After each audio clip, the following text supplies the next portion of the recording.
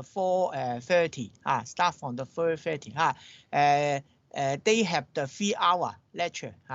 So if you would like to listen again, this geology for engineering, you can contact me, send the message by team to me, and I can add you to the class of the high dip.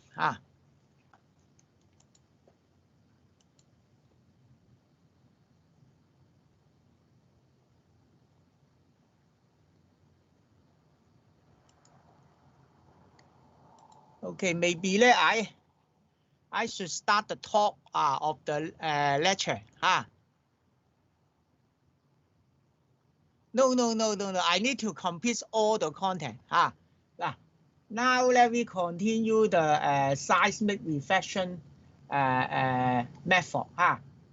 Seismic reflection method, we according the different types of the soil and rock, they have the different velocity. So this table can tell you about the velocity, and we can according the velocities of the seismic wave to know the different layer, especially the some density, porosity, structure, and some elastic.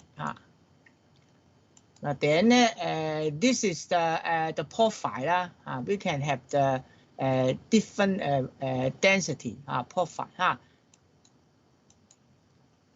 Now this is the simple method.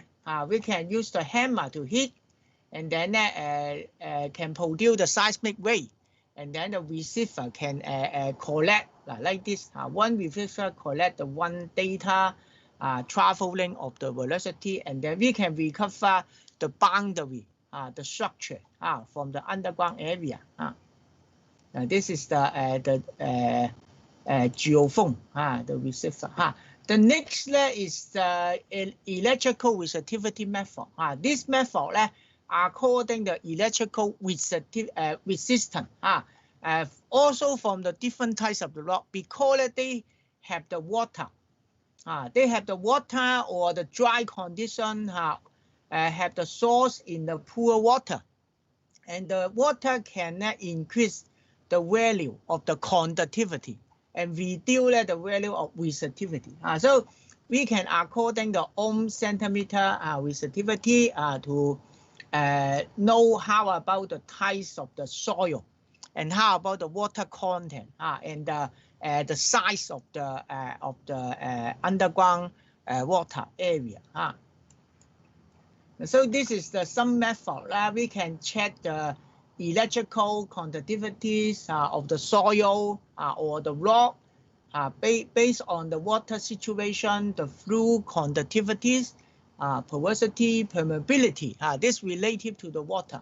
And we can check the underground structure. Some relative to the seawater contamination proof, like this. Some relative to the salt water.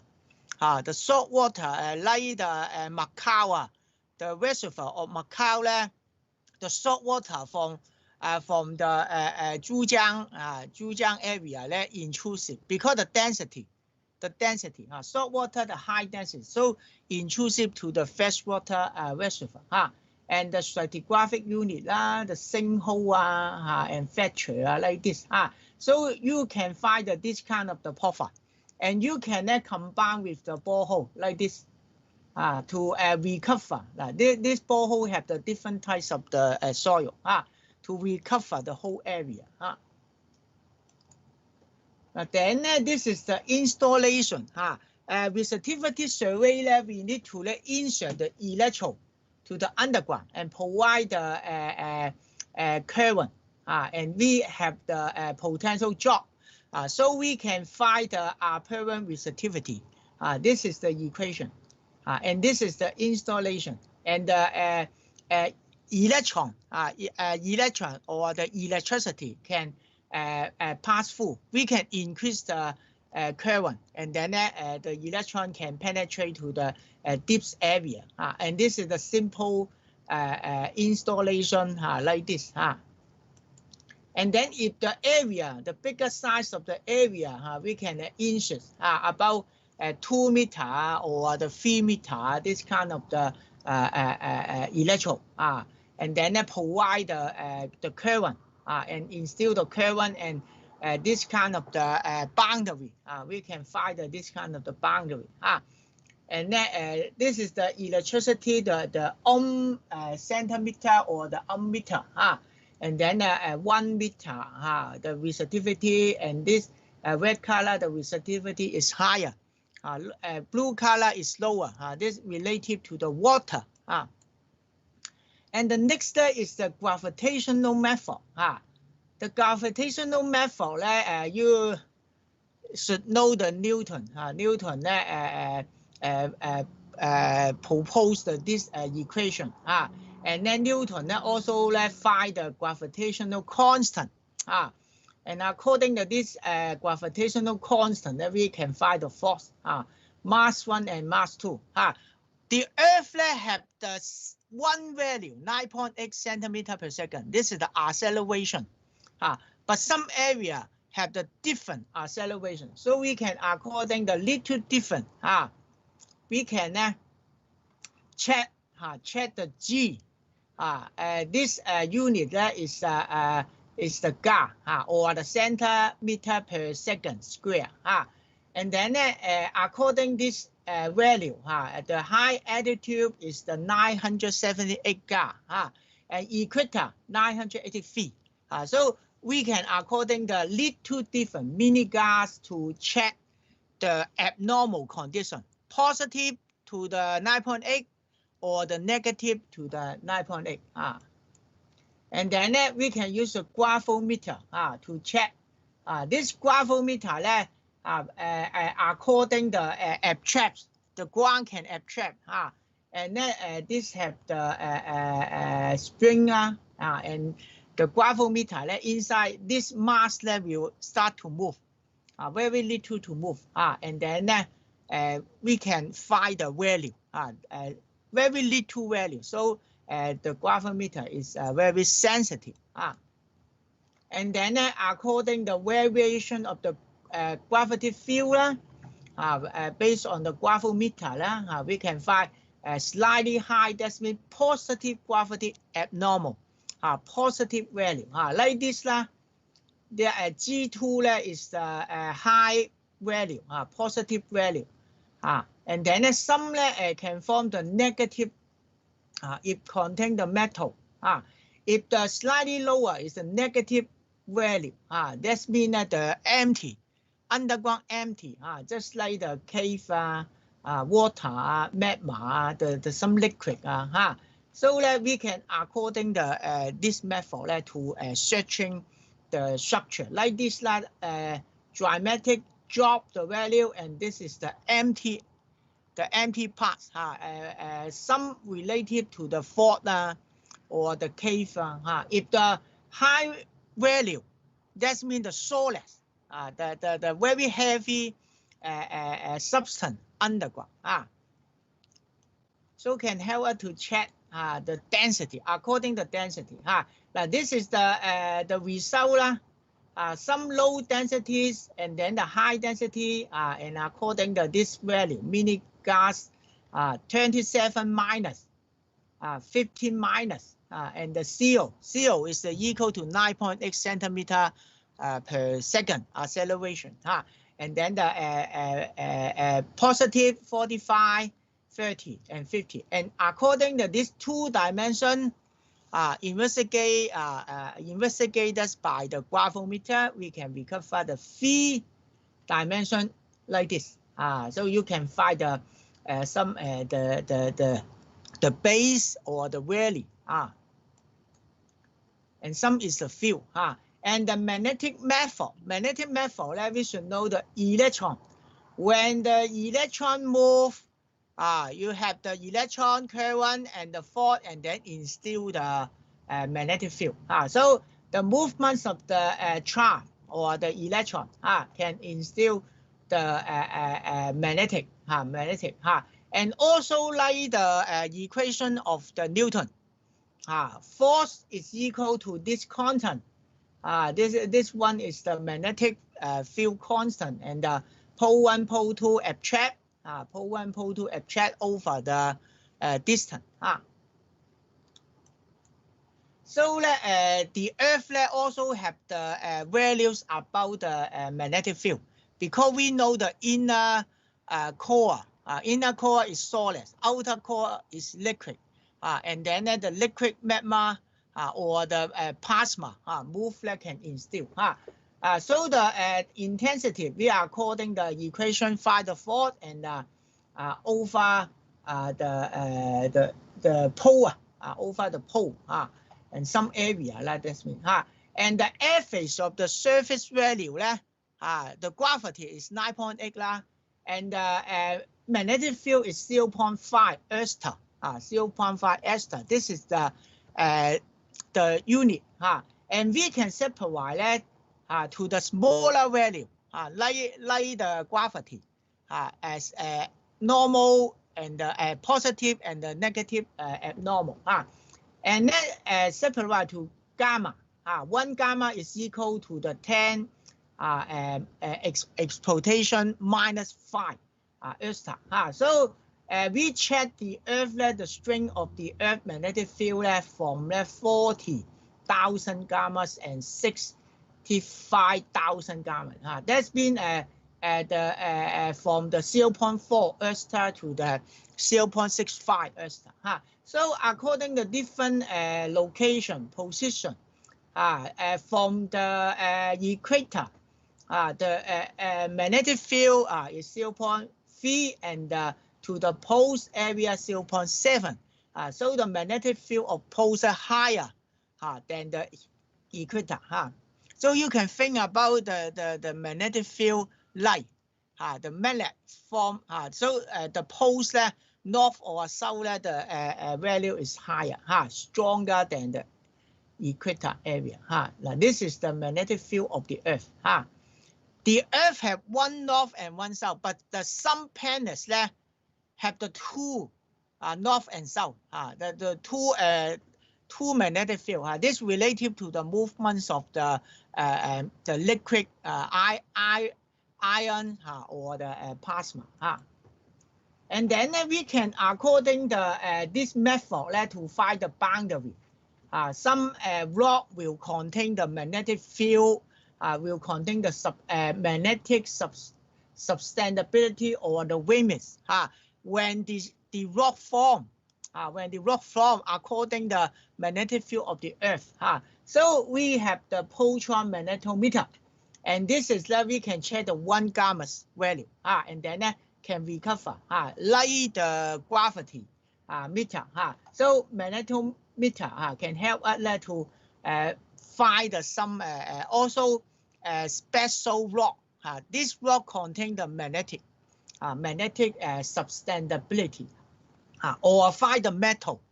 Some metal had magnetic property. Then according to borehole, one is the borehole and the geophysical method, and we can recover the whole area. Now this is the section. Your paper model connect the borehole like this one, and you can mark the color. And then according to hand augers, according to electrical survey, we can provide the full information from the area. And for the for the engineer to design the foundation, ELS, and some underground construction. So we have the next topic is some engineer related to the engineering projects. And this is the tunnel. The tunnel, we need to know the underground condition. The tunnel construction related to some mineral. We need to excavation for the mineral. So we construct the tunnel. For the transportation, railway, highway, and for the drain of the water or the sewage. And then for some military purpose. Some military purpose, and the utility, the power, communication, the tank gas, like air pressure, and then this one is my photo visited to the tunnel, and this is the ventilation. So the construction of the tunnel we need to know some special term one is the ground. Tunnel the wall of the tunnel we define this is the ground. The ground. So underground. Underground. So we define this wall is the ground. Wall of the tunnel is the ground. And then the material removed from the tunnel after the blasting or excavation. This is the mud and ground.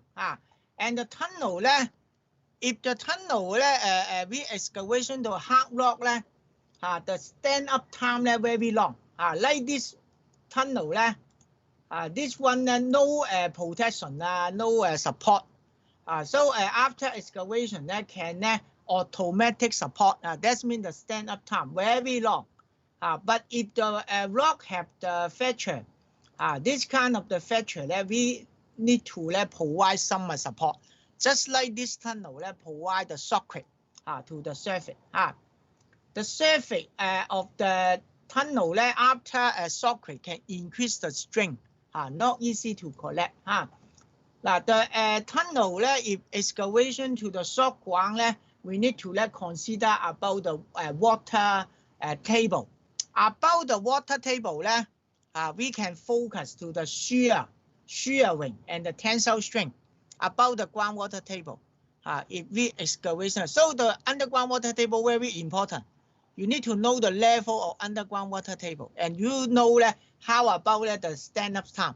Now this stand-up time related to the shearing and the tensile, so we can collect the rock sample and find the value of the shearing and tensile. And below the water table related to the permeability. Permeability, that means interconnection of the space of the soil or the rock. And then the water move very fast. That means the shear strength reduce. So easy to collect. So sometimes when we excavation the tunnel, we need to drain the water away. But then the different types of the soft ground, firm ground, leveling ground, and the running ground are above the underground water table. Firm ground, that means excavation. The tunnel, the ground of the tunnel, no collapse. Can stand up time is long. And the leveling ground contain the fracture. Have the fracture. And after excavation, the rock fall, have some rock fall. And the running ground, that means the very loose particle. The loose particle after excavation, the ground can automatic move. So we call the running ground. The ground is the gravel or the sand particle. So the ground can run. This is the very terrible condition. And then the next is below. Below mixed with the water. What happens when the soil mixed with the water? The one is the flowing. Mixed with the sand and silt, the ground can flow like this. Seem like the liquid, viscous liquid. And one when absorb the water, if the soil contain the clay mineral, like the shale or the highly resinous granite, just like the grade 5 or grade 4 rock. And this kind of the rock have the clay mineral can absorb the water. And then we'll start to squeezing to the space of the tunnel. And other one is the swelling ground. Swelling ground contain a high percentage of the multivillonolite. This is the clay mineral, can absorb the water and then expand, form the swelling, expand, maybe occupy the space of the tunnel. So excavation, we need to know the underground water and the different types of the soft ground. If the hard ground can automatic support, but still have some problem. Now this is the construction tunnel under the Hong Kong. This is the tunnel to the Mowu ship near to the East Block area. And this is the construction of the Ho Man Tin railway station. Ho Man Tin railway station extend to the 60 meter. So they encounter the problem the underground water inflow have the seepage. So you can find that this is the waterproof material cover to the ground of the tunnel to prevent the leakage. Design the tunnel we need to define the quality. Like the Binoski rock mass rating. RMR can for the slope for the tunnel for the basement layer encounter the rock and then we need to define the quality. For the tunnel excavation in 1974 Barton proposed the Q system. What is the mean Q? Q is the tunneling quality. How about the quality? How to define the quality? Just like that, define your exam assessment or the your mark according to different question. So Q system also have the different parameter. One is the rock quality destination. RQD, RMR also have this parameter. And then the joint set so we need to define the joint set. And the joint roughness and the alteration, joint water reduce factor, and then the stress reduce factor, SRF. And after use this parameter, we have the equation. This equation can provide the qualities of the tunneling or the tunneling quality. And this value is Q. Also like the RMR from the have the weighting, but this weighting is the number is bigger than it's not from the 0 to 100. Some can from the 0 to the 10,000 like this. And the excavation method, we have the new Australian tunneling method, NATM. This is the sequential excavation method. And then we can provide some ground improvement, just like the dry the ground and the ground dewatering, grouting. We can use the grouting method to improve the ground condition and the ground freezing. In Hong Kong, the construction of the from the Lok Ma Chau to the Shang Shui, this section, the construction, they used the freezing ground because the wetland. So the wetland, they insert the nitrogen solid to reduce the temperature and then remove the water.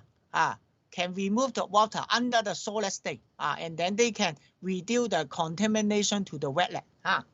So Australian tunneling method, the book, this book about 1 inch. You can check the Bao Yu Gong library. The tunnel support, we can according the Q system value. Very good work, the Q less than 0.1, and very poor work, Q less than 0.1. Very good work, Q bigger than 100. So we can use the Q to find the stand-up time or the bridging capacity.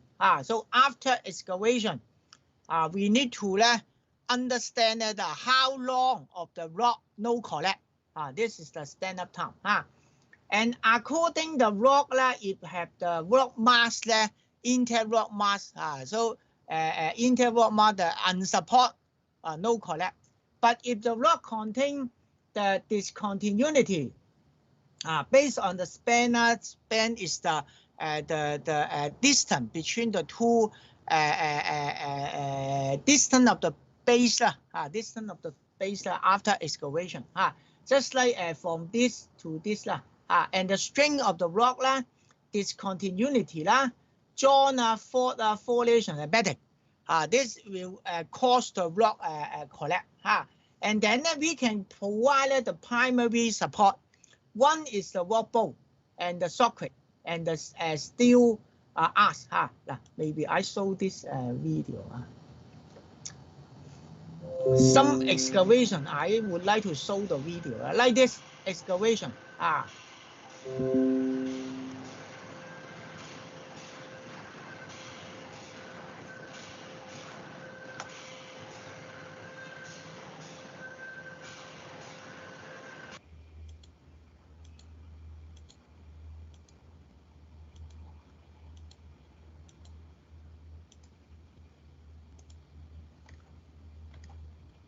This is the socket, the socket, the primary support to the tunnel. Maybe I can socket like this. Then install the rock anchor. This is install the rock anchor to the ground.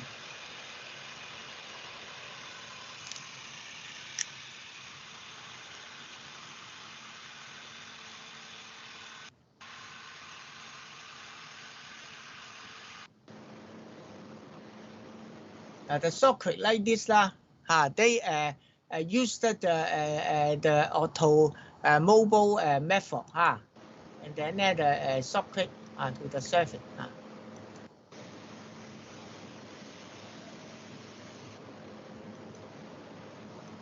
Okay, you can repeat the video Then the socket this socket is provide the primary support, the lining the tunnel about the 150 and can increase the string about 500 kPa, 500 kPa and we can combine with the rock bowl and then can provide the support, temporary support to the all qualities of rock. So after excavation, we can provide a socket to spraying to the ground after excavation. And some back case, back condition, we can also provide a steel arc. This is the steel arc to reinforce the tunnel, because collapse or tunnel will cause the fatal events if the tunnel collapse. The rock bowl can provide the suspending the dead load of the slab, rock slab, and then provide the normal stress to the rock surface and provide the confining pressure again. Because after excavation, the confining pressure disappears, so we can provide the confining pressure. Use the rock bowl and can also prevent the block loose. So interlock like this photo. And the water inflow if the water under tunnel under the underground water table, the water can inflow and the seepage. This is the seepage. So we can cover the waterproof material. Especially the rock contain the joint discontinuity is the joint fault. So sometimes we have the seepage and we can pumping the water away. And then provide the waterproof material, stop the seepage and the leakage. And the seepage force also is the one type of the fault, just like the high permeability. That's mean the high permeability. And then it will cause the wall, the ground collapse, and form the flowing ground, squeezing ground, and swelling ground. Excavation the tunnel, the method in Hong Kong, the last 2 years, the Central and the Sa Tin railway link, they used the one method for the soft ground.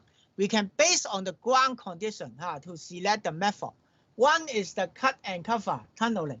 Cut and cover according this name and this figure one with excavation and provide the support and then provide the cover to the highway and then excavation again, then construct the tunnel, cover the ground, the ground surface again.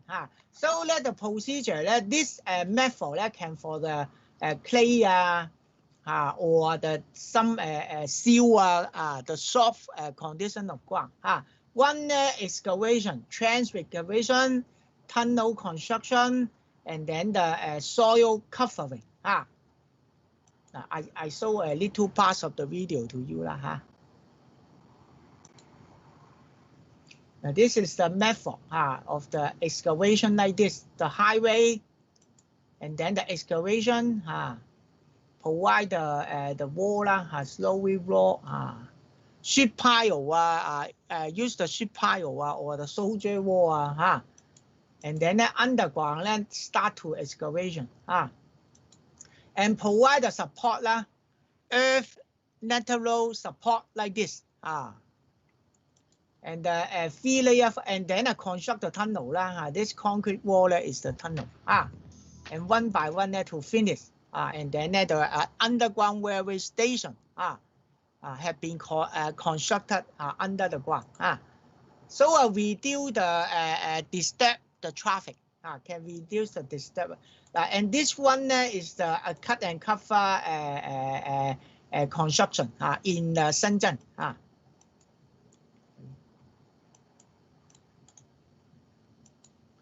Then the short one we can use the shell method. This method excavation the soft material of the tunnel and we can also remove the conveyor can remove the soil the string of the rock or string of the soil should have the unconfined compression string should about 20 MPa.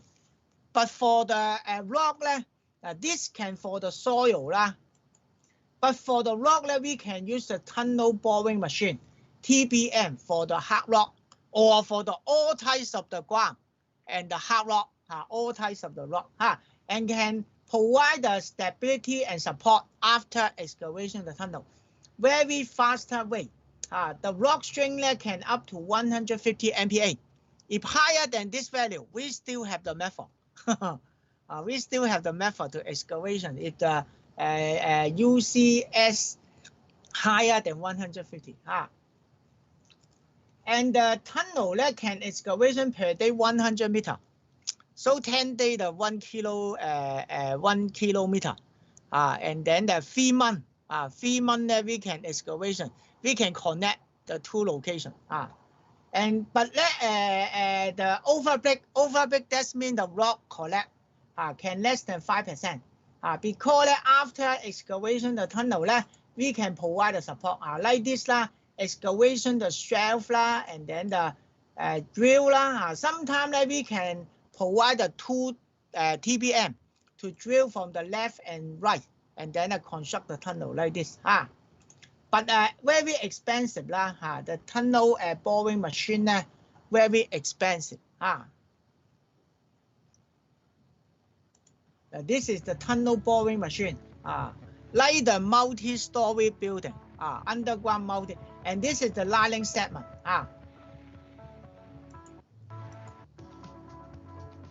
so the shell and then the rotation like this after drill the tunnel boring machine can insert to install the lining segment for support.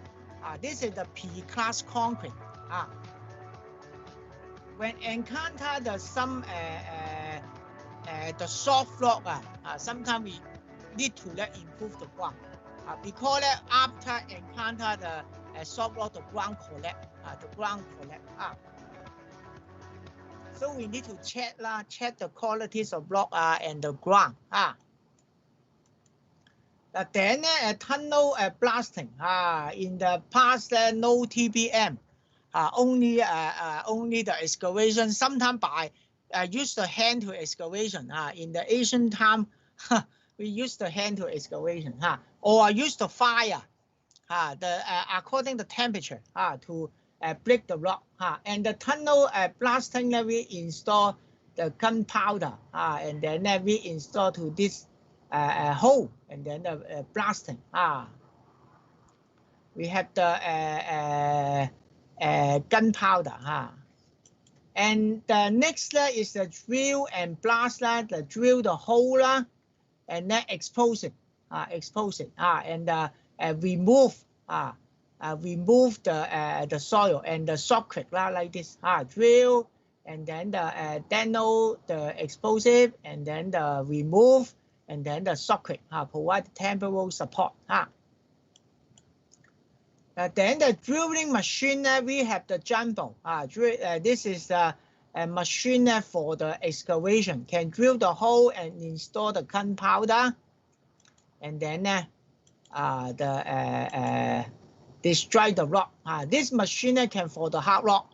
Hard rock we need to use the gunpowder. And can drill 100 to 200 hole and deep to the 3 to 4. And we can use the mucker and the dam trap to remove. Maybe I show you this low how dump. Low how dump. This is the machine. And now this one is drill the hole like this.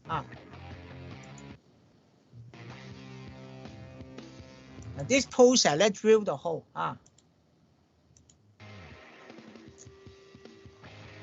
This is the jumbo machine. Jumbo machine drill.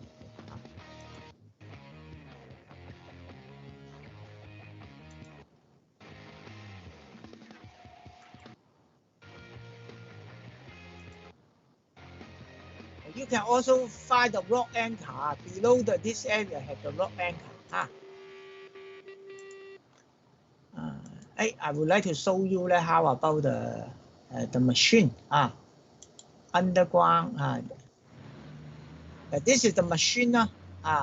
Low how dump machine. Gunpowder plastic. Some gunpowder put inside the drill hole and then expose it. Like this. After the blasting.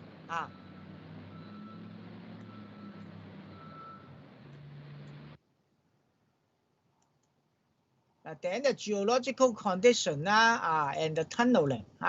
So we need to consider about when excavation the tunnel underground basically the rock if we increase the stress of the rock when the rock no change the no deformation no given right the string the rock will have the residual stress. That's mean we add the stress to the rock no deformation.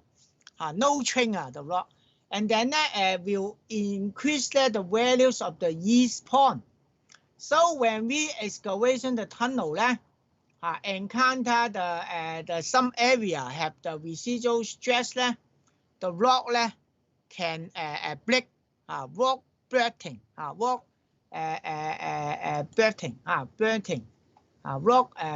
burning. And this is the rock break. Automatic break, suddenly break. That means I need to show you. Look at this. Break, automatic break. No, basically after excavation a long time. And the rock break. And this is because the stress applied to the rock, but no deformation, no swing, and then accumulate the residual stress. And then the rock breaks. And the next is also the rock burns. Look at this area. Suddenly break and can produce the sound. Can you listen this like the earthquake? Seem like the earthquake. So underground very dangerous. The rock burns is due to the dissipation of the residual stress. Residual stress release. And then form this kind of the rock burns. And then after burn, we'll have the overbreak. Overbreak is a massive rock about 5 to 10. After excavation, sometimes you have the estimation the size, but the size increase, size bigger than your excavation because the rock break. And then for the fatty and the jaundiced, banded rock, the overbreak can up to 25%. So you need to consider this overbreak and consider the residual stress of the rock. And the next the orientation of the rock joint. According this orientation, if the horizontal, the parallel to the axis of tunnel, that means the horizontal will have the slapping. The rock wall rock collapse, will collapse.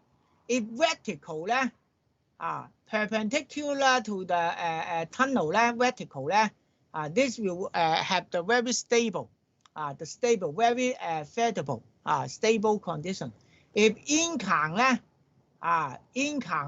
also will cause some unstable, but not like the parallel. Parallel basically very easy to collect. And then the fault we can use this image arch to install to the tunnel have the fault area. And the tunnel if located beneath the water the water can mix with the ground. The ground if contain the sand or silt will cause the flowing ground. So when we encounter the some clay clouds, this is the because of fault movement from the clay clouds. When this kind of the material absorb the water, will have the swelling, some swelling. So we can consider to provide the support, provide the improvement. We can grow this part. If the fault is active, just like the St. Andrew fault, active fault, we need to avoid. But that construction of the tunnel in the California, they did not avoid the fault. They still construct the tunnel, pass through, across the fault.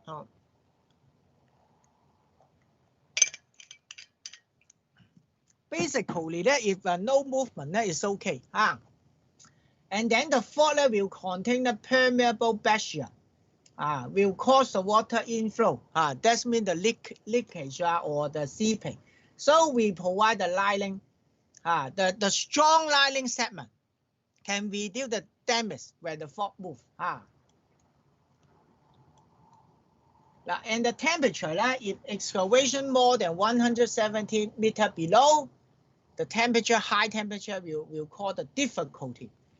Basically, above 30 meters increase 1 degree. So we can increase the ventilation or the water spraying and or the refrigerate the air to reduce the temperature. Some excavation from the surface, the mountain, from the mountain surface to the tunnel position over the 170. Just like the Diamond Sun, if we excavation the tunnel, top of Diamond Sun 900 meters, and if we excavation tunnel on the ground surface, the depth of the tunnel over this valley. And the water, the underground water, lower than underground water, what happened? Like this photo. You can find the water after construct the tunnel like this. The lining segment and the water pool, but sometimes we will have the water. So this is the problem. So we can use the waterproof one of the method. And some flow related to the solution pipe in the limestone area, karst area, cavity, or some abundant mine working or the piles of the gravel. The power of the gravel is very permeable. Or you drill under the lake, just like the Coast Harbor Tunnel, under the water. So you need to consider about the construction. We need to avoid the seepage, solve the problem of the seepage. And then also some related to the pitching water table. So draining, compression air, increase the air of the tunnel, grouting, freezing. This is the method to improve. Improve for if you need to solve the problem, you need to consider some method. You can check the new Australian tunneling construction method. And the next is the gas. The some rock can release the gas, like the carbon dioxide, and this one the heavy than the air.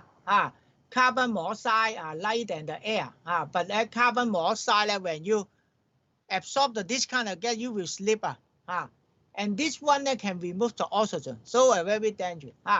And the methane, when you encounter methane, instant die, no wake up. And then hydrogen sulfide, this one also the testing, So from some rock, just like the shale or clay, this kind of the rock, we need to provide the ventilation. Ventilation very important. Even the dust can also cause the lung disease, silicosis. And then provide the ventilation can remove the pollutants material, pollutant gas from the tunnel. And then when the fire condition, fire situation can for the rescue, and can pumping the fresh gas to the tunnel. And the next topic is the slope stability. This photo you can find, this is the boulder, and this is the decomposed rock slope. So the boulder if one day heavy rainfall the boulder will collapse.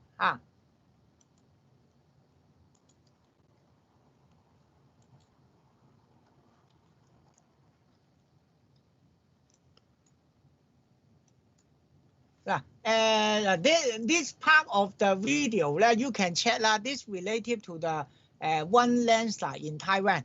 Typhoon Morika. Typhoon Morika caused the big landslide, and the whole valley now you can find this is the rock this is the house so the whole valley under this landslide. And this is the big damage. So the nature fault or the human interference will cause the landslide and the waterfall. The landslide related to water. Waterfall also related to water and rock drop.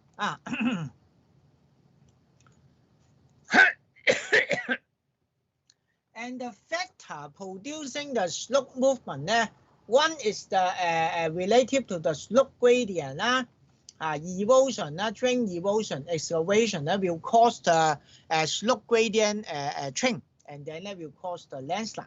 One is the shallow loading, increase the some wave, and then the poor water pressure increase will also cause the landslide.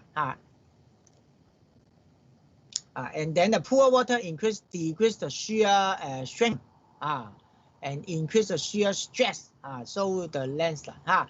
And the shock or the vibration related to earthquake. Some earthquake have the vibration, and then the mountain will collapse, and some will form the liquid fashion, just like the Palu earthquake in Palu, the liquid fashion, and cause the landslide. And the next step related to the water content. Higher water content, that means the shear resistance degree. So the water or the rainwater can accumulate to the fracture of the rock, and then change the hydrostatic pressure, increase the poor water pressure, and reduce the shear resistance of the rock. So the friction reduce, that's mean. And if some boundaries of rock have the water will provide the electric potential. So increase the water content, slope movement is because the electro-osmotic process. This kind of the ion, cation, and anion will have some reaction, and then can put apart or the separate the rock, and then the rock fall or the landslide happen. And the next relative to the water is the groundwater. Groundwater the flowing groundwater, that means the will provide the excess the pressure. That means high permeability. So reduce the poor water pressure, and then some can cause the liquid friction. So the whole land collapse. Especially this is the groundwater table. Under this groundwater table, the situated water. And then some fine particle, the flowing groundwater can remove the some loose material from the cavity. And also the confined ground is 2 layers of the unconfined, and inside this area is the confined aquifer. This area can uplift if increase the water. Groundwater table parallel to the ground surface. Groundwater table trend, ground surface trend. So highest ground, and then landslide happen. So the relative to water. And relative to the freezing of the melt of the ice. And then the freezing form the ice. And then can increase the volume and can provide the pressure, and then the rock breaks. And mechanical, chemical weathering. So the different types of the decompose the rock, reduce the size and lost the cohesion, and then the rock collapse. Some related to the hydration, ion exchange in clay, and then will cause the landslide. Related to the weathering, this part, and then related to the vegetation, tree wood can stabilize the slope. If this deforestation remove the tree, tree can absorb the water and can provide the stable to the slope. But now no tree, what happened? The water cannot remove from the mountain, and then landslide. So we need to keep the tree when during the times of construction as possible as keep the tree. Do not remove the tree. And the types of the slope we can separate to the creeping, 4 basic group: creeping, flow, slide, and fall. So this photo is this one is fall, this is slide and the walk fall again and then the slide. So the unstable condition because of water, because of earthquake, and because the decomposition. This is the walk fall, walk slide, creeping, topple, slump, and slide. Now then the creeping is very slowly the movement from 1 mm to 100 mm per year. So the lands have the deformation like this, form the tension crack, till the tree, telephone pole incline, and the fence incline, and the band strata like this. This is the band strata. So according to this phenomena, we know the creeping happen. The creeping that means that some soil when absorb the water, and the soil start to move, and the excavation can increase the movement. So because the support the support failure, the retaining wall failure, and when the pool draining can increase the hydrostatic pressure and will cause the retaining wall bulging. Now this is the bulging. The bulging will cause a crack. So how to improve we need to provide the adequate draining, just like the U channel, step channel. Also provide the ripple to the tunnel and reduce the water content. Allow the water can remove from the tunnel and reduce the hydrostatic pressure, and then the slope and the retaining wall can return to normal. Then the slide, this kind of the debit flow, the sliding, this related to the earth and the mass flow, the 5 particle.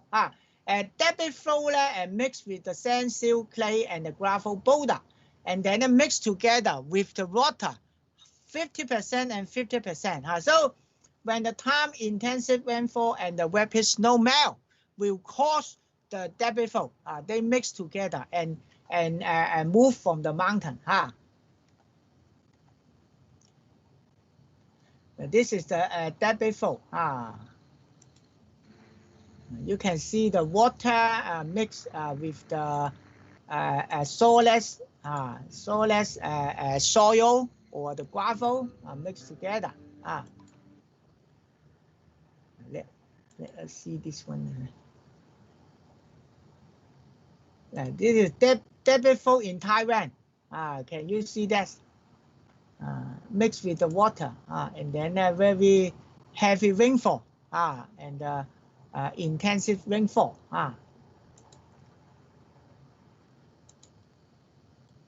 Also have the bigger side boulder, can move like this. Can you see the rolling of the boulder? This is the how about the formation of the boulder along the river? Big, very high velocities of the water can move this kind of the boulder.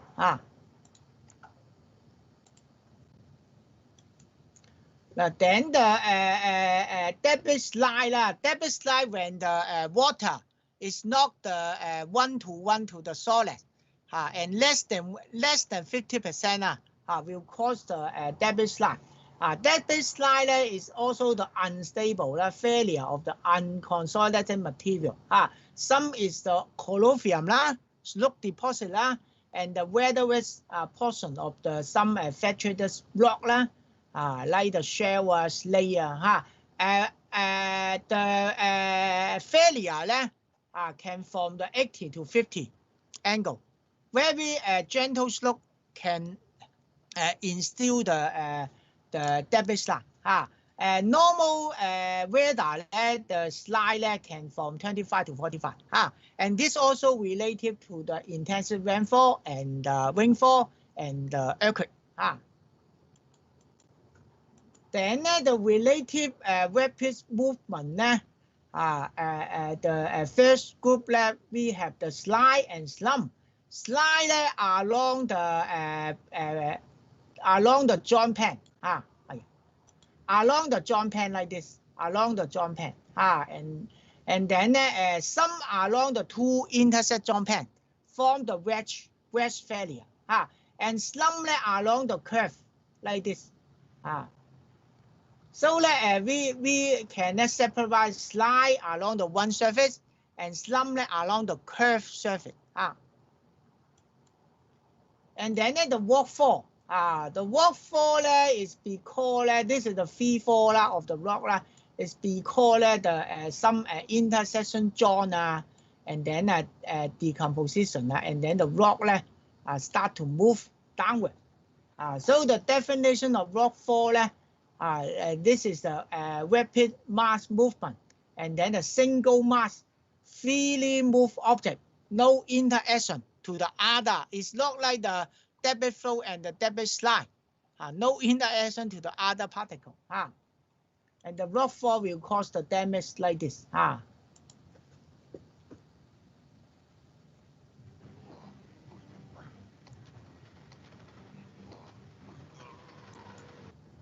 this is look at this. The waterfall.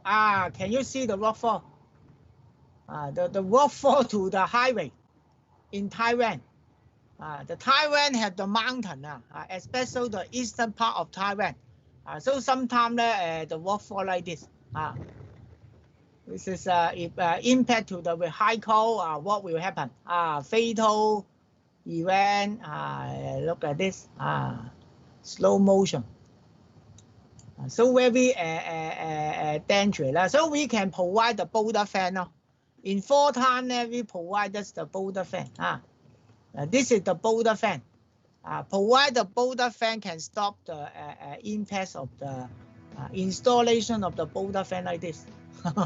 You design the boulder fan and the labor install the boulder fan, and you need to inspection. to observe how about the installation of the boulder fan along the highway like this too dangerous and the next one this is in Taiwan you can look at this McDonald McDonald very heavy rainfall this time look at this focus to this vehicle look at this what for this kind of the size of the boulder bigger than this vehicle. If directly impact to this vehicle will cause a fatal event, fatal damage so now very lucky very lucky so we need to provide the protection what for sometimes the rock the size is really big and the next is the topple have the forward rotation because the vertical joint so the vertical joint after penetrate the water the joint can start to move and will cause the unloading and the basal failure and rotation suddenly collapse and this is the very dangerous condition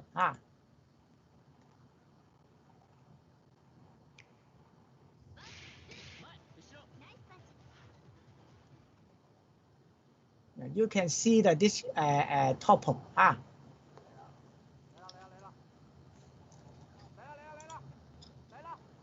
very little topple but now whole mountain collapse like this suddenly the vertical joint so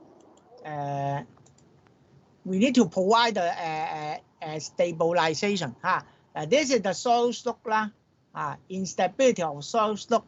After excavation, we should provide the support, but this slope no support no soil nail no socket no retaining wall The movements of the soil slope also one along the this surface, the joint pan surface and then the weakness of the soil after absorb the water and loss reduce the shear strength and then along the boundaries of clay and sand a different boundary to collect. So this is the slump along the curve and can form the tension joint, circular slip, and then a vertical tension joint. Little break you can break. I need to keep continue to talk because the time you can break you can go to toilet so you can check the content from the recording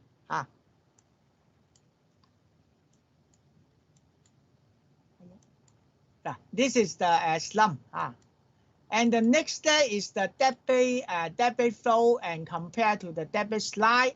Debris flow very rapid movement mixed with some bricks of the rock and the mud.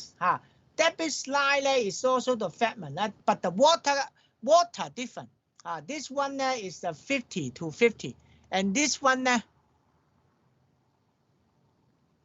boulder fan. Boulder fan.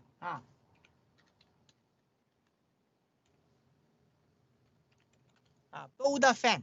So I can prevent the boulder.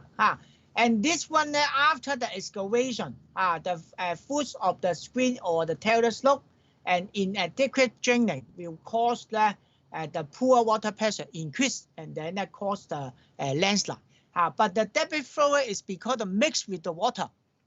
Sometimes along the river or the some slope area, and then instill the debris flow. Then the walk slope, unstable rock minor is because the intersection joint. If the major rock fall is related to the ridge layer, so the whole rock collapse. And this is the boulder fan. Boulder fan can stop the movement of the boulder. And next is translation failure. Translation failure of rock. and the rotation, just like the soil. Soil and rock also have the same condition. Along the joint pan, along the weak zone, and this one along the curve to move. And this one will absorb the water. The rock will start to deform. Like this railway deform. You can find the curve of this railway. Hard rock can deform because the movement. This stone have the movement. This stone contain the soil, absorb the water, have movement, and deform the rock. Deform the hard rock. And the prevent slope failure, we can remove the loose particle. Remove one is remove and then provide the draining. The draining system we can provide the U channel, herringbone channel like this. This is a herringbone channel. And the purple remove the water. Remove the water. So we can also provide the support. This is the support. The support is retaining wall, and we need to install the advanced pipe. That means the whip hole. Provide the whip hole. Provide the whip hole can then move the water away. If no, the whole retaining wall will bulging, bulging or collapse. Sometimes collapse. And the slope protection. One we can use the chin line surfacing, the socket, and provide the wire mesh and then a socket. The chin line is the sand clay mortar mixed together and cover on the surface. And this can for the cut slope. We cut the slope to construct the building. And this material can form the field slope. The landslide sometimes related to the field slope. And then the socket about 50 to 75 millimeter fixed, and can increase the strength of the slope. And for field slope we can use the turfing for the field slope protection. Turfing can allow the grass to grow. Like this, the vetiver grass, and can strengthen the slope because the vegetation can absorb the water, remove the water, and the wood, tree wood or the grass wood can fix, can increase the strength of the slope surface. Also according about the 75 to 100. And also have the wall retaining wall under the field slope, and provide the open joint the drain, provide the whip hole and the draining. The remaining measurement, so the soil slope we can remove the loose soil, cut the slope to the stable angle, 32. This is the stable angle, 32 degrees. And provide the surface draining, vegetated with the hydroseeding, allow the pan to go to the field slope. And the remaining measurement for walk slope we can provide the stabilization method and the warning method. Stabilization we need to visit to this area to observe. And then if have the potential unstable, we should remove the unstable part, the first step, and then potential unstable also remove. If cannot remove, you provide the support. You provide the wall anchor, provide the retaining wall to support. The rock bowl is like this. This is the rock bowl insert to the rock and reinforce the surface of the rock. A rock bowl can extend to about 10 meter long. And other one the short reinforced bar, or we call the dao. So we call the dao bar. This rock bowl is the steel bar. And this is the dao bar, the short one, a few meter. And like the anchor to tie back, increase the shear resistance. And some can combine with the retaining wall. This one only install the rock anchor. And the excavation the hole like this. And insert the steel bar or the rebar. And the excavation overall safety angle, and scaling, trimming the roots and overhang, and we need to have the experience to observe before the design the safety angle of the slope. And then provide the draining can increase the stability of the slope. This one no protection so easy to collect after the heavy rainfall. And we can also consider to provide support with reinforcement system, like the external support like this part is the buttress wall or the concrete frame structure retaining wall. This is the external support. We can use the concrete, buttress wall, retaining wall. They are the reinforced concrete material. And for the highway railway, protect the protection. And the steel reinforced, we can use the walk bow, walk anchor. Walk anchor is a long walk bow. Long walk bow. Some are 15 meter to 20 meter. And this is the installation. Walk bow can also combine with the socket or directly just the walk bow to the rock slope. Based on this one decomposed rock. This one the rock grade lower than 1 to 3 rock this one. And insert to this boundary. So we have the software Slope W. Slope W can help you to find the boundary and decide the length of this steel bar. This is the steel bar like this. And we need to grout the cement or concrete. And then the human petrol for the warning method, electro fan or the wire for the some warning to the traffic, and geophone vibration television monitoring, and can help us to inspect the landslide happen. So install the this geophone or the boulder fan can help us to reduce the damage when the landslide happen. And then the next is the reservoir. The reservoir we need construct the reservoir. We need to consider about the catchment area.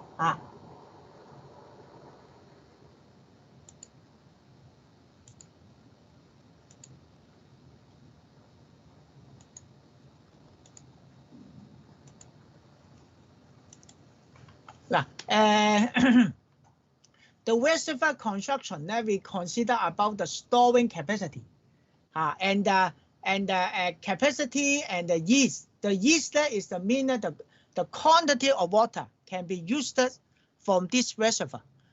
Capacity is the total volume. The yeast is the mean that we can use this kind of the water. So the maximum possible yeast is equal to the inflow less evaporation and the seepage loss. So the store of the reservoir, if have the fault or walk drawn, the water will go to the underground or the evaporation. Then we can use the water less than the capacity. So this is the quantities of the water you can use from the reservoir. Maybe so one reservoir in Hong Kong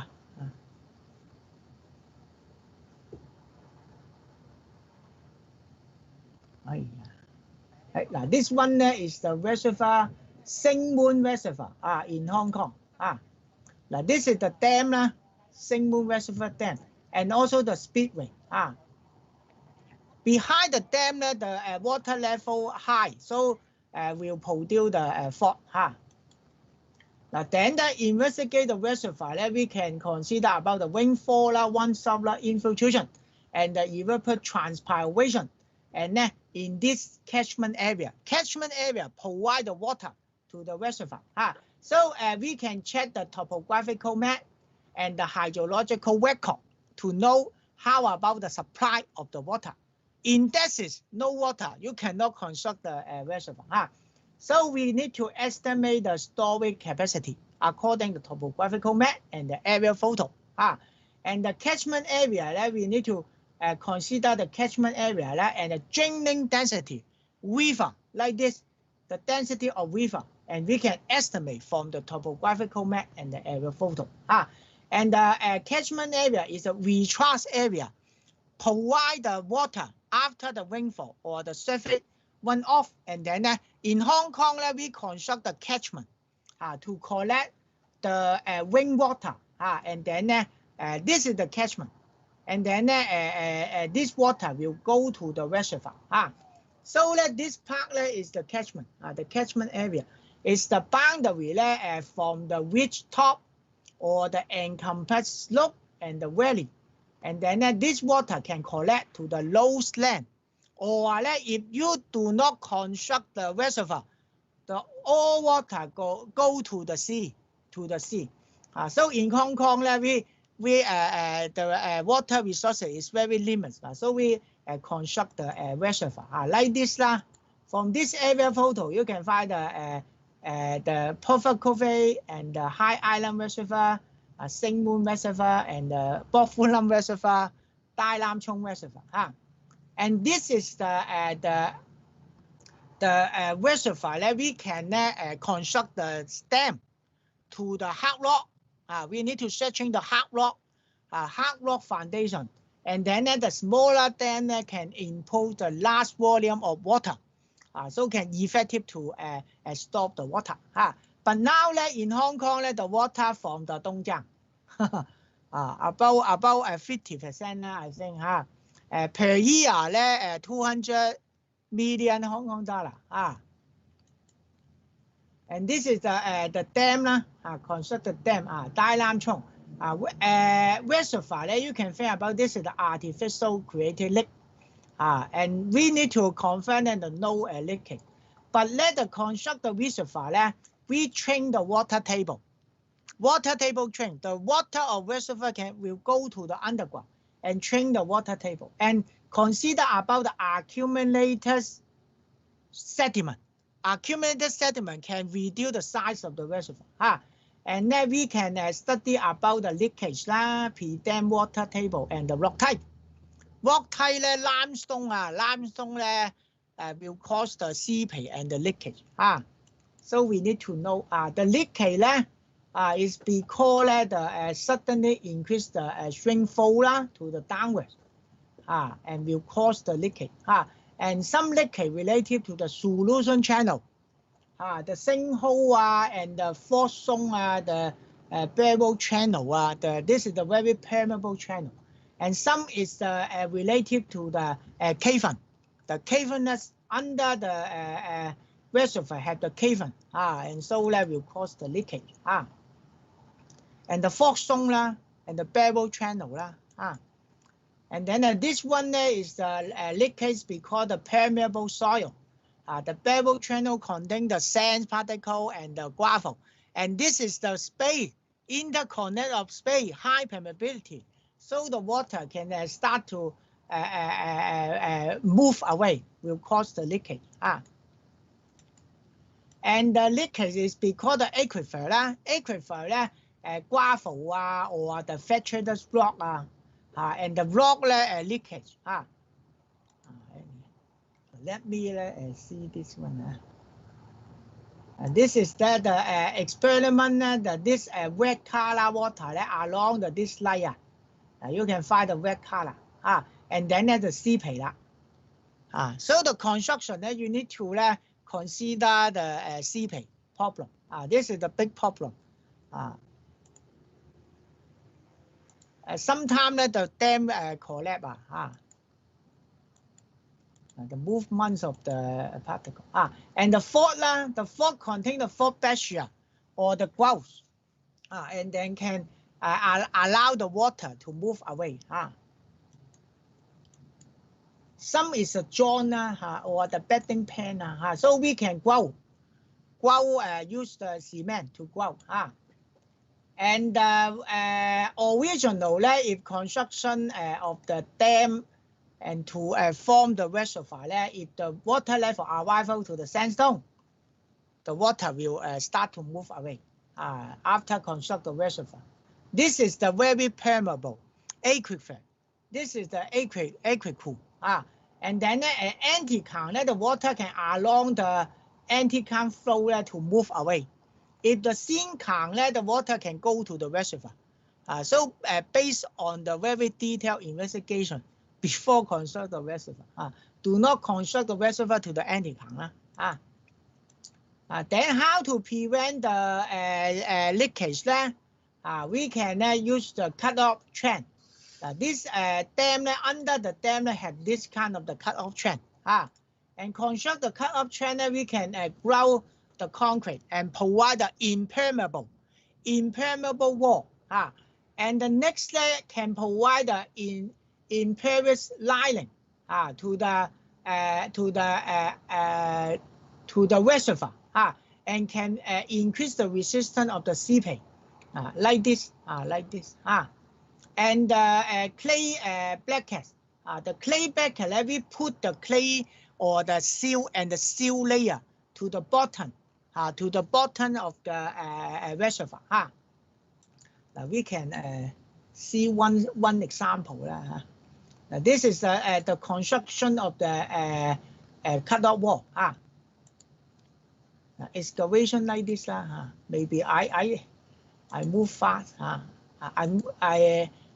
Like this is the concrete wall. And then I connect the concrete wall. Connect the concrete wall one by one. And this wall under the dam. So before construct the dam, you design the cut-off wall. This is the cut-off wall. Cut-off wall should extend to the rock level. Extend to rock level, like this. Extend to the rock level. This cut-off wall or the trend construct under the dam can prevent the flow of the water. Because the pressure, the reservoir, the water pressure higher than the outside. And the next problem, we need to prevent the sedimentation. Some sedimentation or siltation can reduce the capacity. So the infill of the sediment, and then reduce this volume. So we need to remove this kind of the sediment. But the water sometimes can proceed the erosion. So we'll have this kind of the problem. This problem we can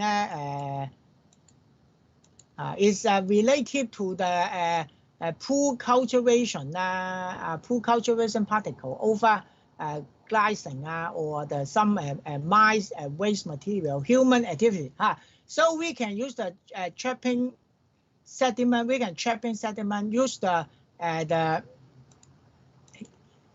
use this trap box to trap the sediment, and then remove regular remove.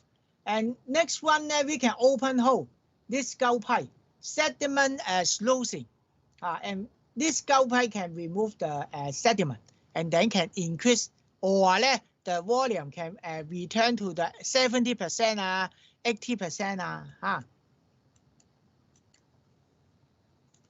Now, construction the dam for the water store, flood control, irrigation, electric power generator, and recreation.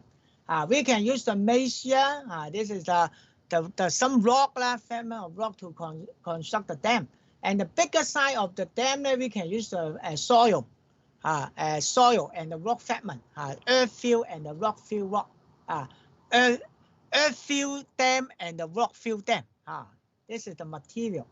So it based on the material that we can separate to the earth dam. One is the earth dam, soil dam, or the fragments of rock dam, and the concrete dam. A soil dam, we have the embankment dam. This one, the embankment dam, and overview and section view. And the concrete dam, gravity, arch, and buttress. Gravity, arch, and buttress dam. And the earth, we can use the soil to accumulate, compact, and then construct the dam, like the dams of the Puffer Cover Reservoir. And the concrete dam, we can use the different shape And then this kind of the dam can transfer the lower water lower to the foundation and abutment. Abutment, that means the both sides of the river. The hard rock transfer to the hard rock. The gravity dam we can use the concrete and some no movement. We need to confirm the no movement, and that should install the dam to the sound rock. Sound rock you use the hammer hit, and this is the basement rock. Sound rock the weathering grade from 1 to 3 but basically we should select the grade 2 above grade 2 and then remove the all superficial deposit and remove this kind of deposit. This kind of the dam the capacity substanding about 10 ton per feet, 10 ton per feet, 10 ton. But this kind of the dam this is construction of the Wolfer Dam, one by one to pulling the concrete block and connect. And this gravity impermeable. Gravity, this material impermeable, can provide the resist load and support the dam. You can estimate the water level arrival to this level. The natural stress of the water is very strong. So the dam also very strong to support the water. And this part is the cut-off wall extend to the rock. Then the arch dam. Arch dam can reduce the material, construction material, can transfer the loading to the abutment, the both sides of the river. Like this, this is the example in the Switzerland. This is the rock, and then the arch this fork here, and then transfer to the rock. And then can provide a very strong rock capable of the sustaining 50 to 70 ton per feet. But this will also have the problem. Some problem the dam over topple. The dam will over topple. We will also have some problem.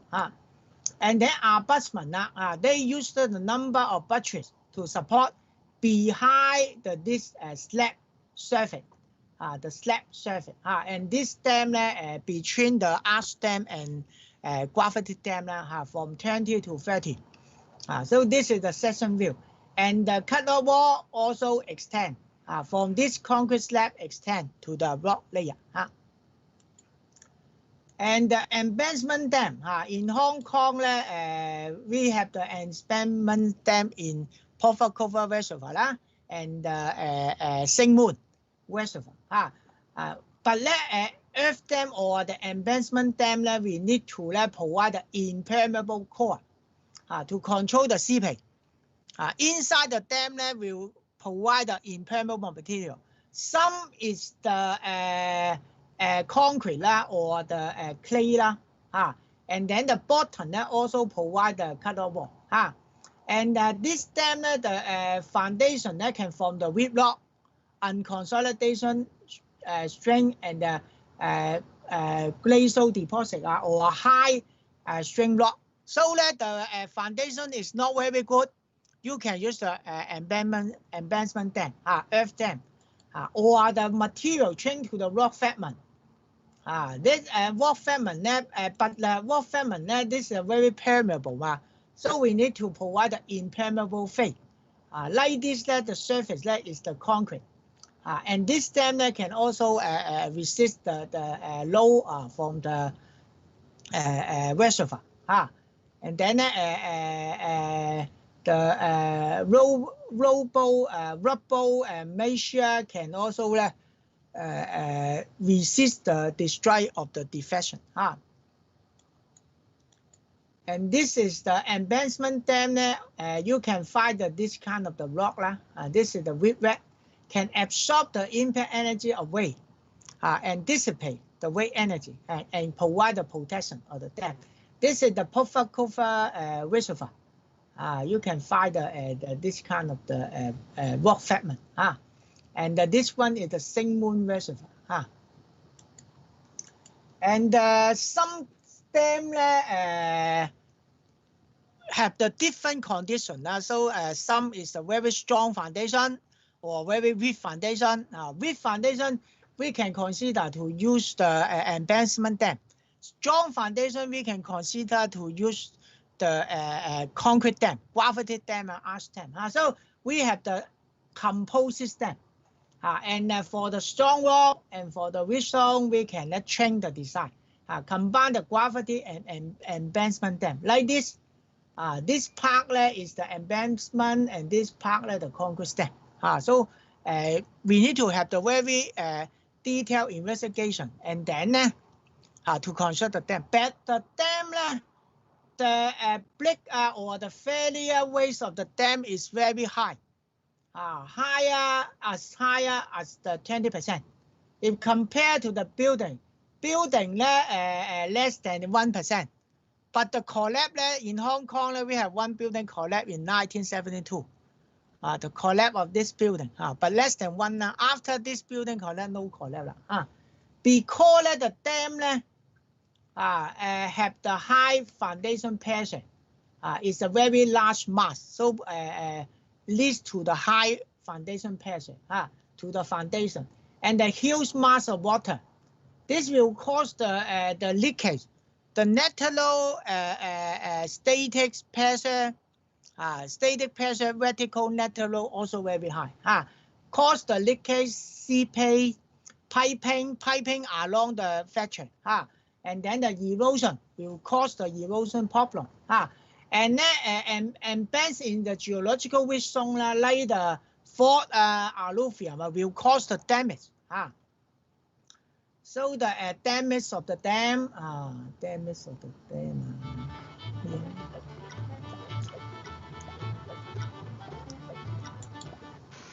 Now this is the damage of the dam. We increase the water, move fast. Increase the water level, and then what happened? Look at this, what happened. The water inside the dam, this is the earth dam, and increase the water again.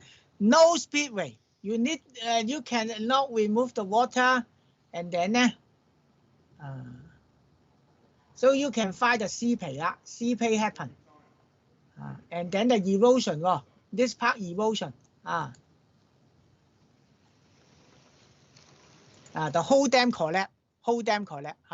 First is the seepage and the piping, and then the erosion, and then the whole dam collapse.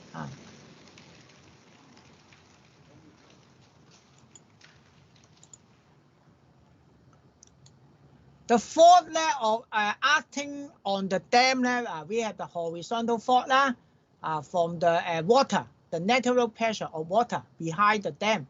And the dynamic fault, the wave action, the overflow of the water and the seismic shock, the earthquake, and the vertical direction pressure, and then the permeability rock cause the seepage, the high permeability, and the uplift pressure, the uplift pressure is the water along the base of the dam to move will cause the uplift pressure. So the dam under the different type of fault. But in Hong Kong, low damage, very good quality of the construction in Hong Kong. Now the problem we have the one problem is related to fault because the different young modulus. So after the huge volume of water exert the fault pressure and or low and the dam break. And some the leakage is because of this pre-glacial river channel along this channel to leakage. And some related to the rock. This one if have the clay, the whole dam will slide. The slide of the dam. And this is the dam slide. Along this surface, the dam move increase the water content behind the dam. You can find the seepage. This concrete dam, the dam move. Can you see the dam move? And some related to fault along this fault have the leakage. So we can grout or the fill the fault. And the poor speedway. The dams of the Lam Day, the speedway is very poor. So will cause the erosion. Because along this surface of them will cause the erosion to the bottom. So we need to decide that the speedway should at least 5 times of D, the depth of the reservoir, and the 5 times. In Taiwan, you can go to the Zhenwen reservoir and observe the speedway. The speedway design a very long distance from the dam. Then we change to the last parts of the geology. This part is talk about the closed hole and some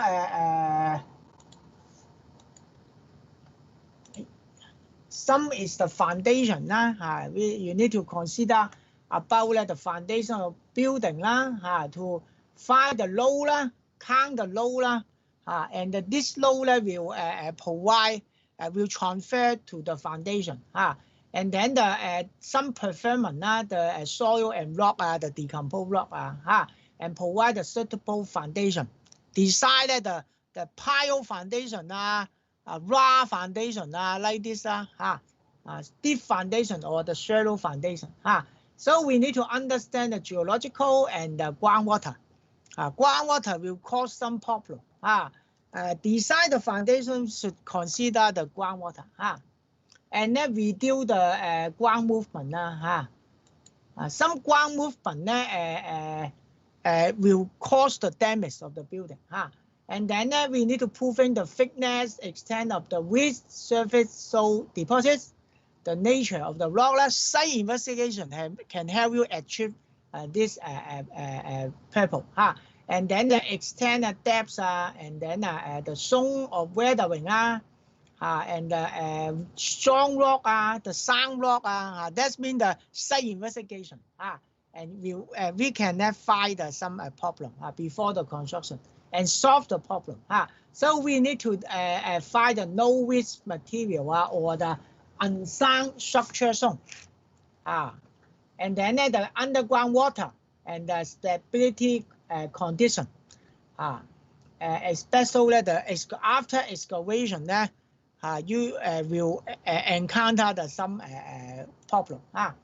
And the ground movement is because the expensive soil, drying and the shrinkage of the soil, artificial heating, cooling, permafrost condition, and soil creep, underground mine work, and the earthquake. This will cause the ground movement. And this is the ground movements of the house. You can see that after the rainfall, will produce the ground movement. The ground uplift, and then that will cause the damage. This is the crack. Have the crack. And the expansive of the soil cause the uplift like this.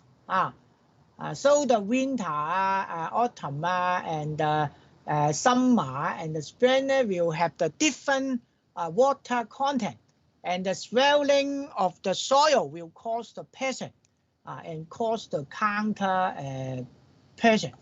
So the moisture content change will cause the uplift movement of the ground.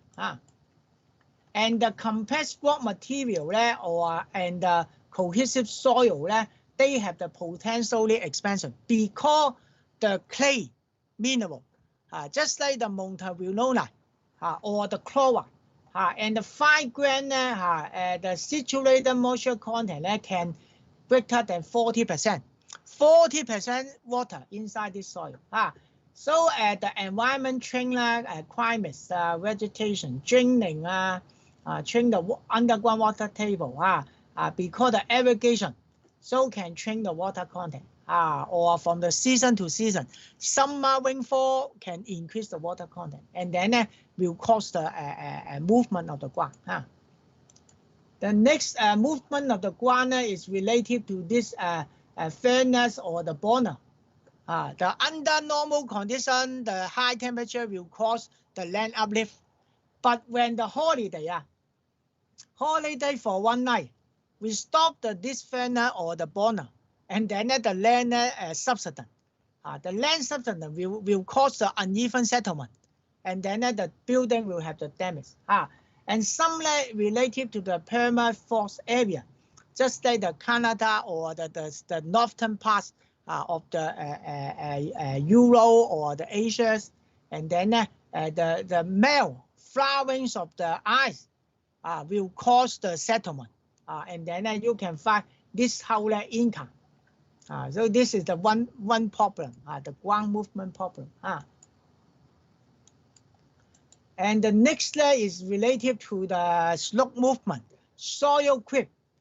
The soil creep along the base boundary, and then the move, and then the house will have the damage. This because the structure built over the field and the colloquium. You can look at this one, have the damage like this.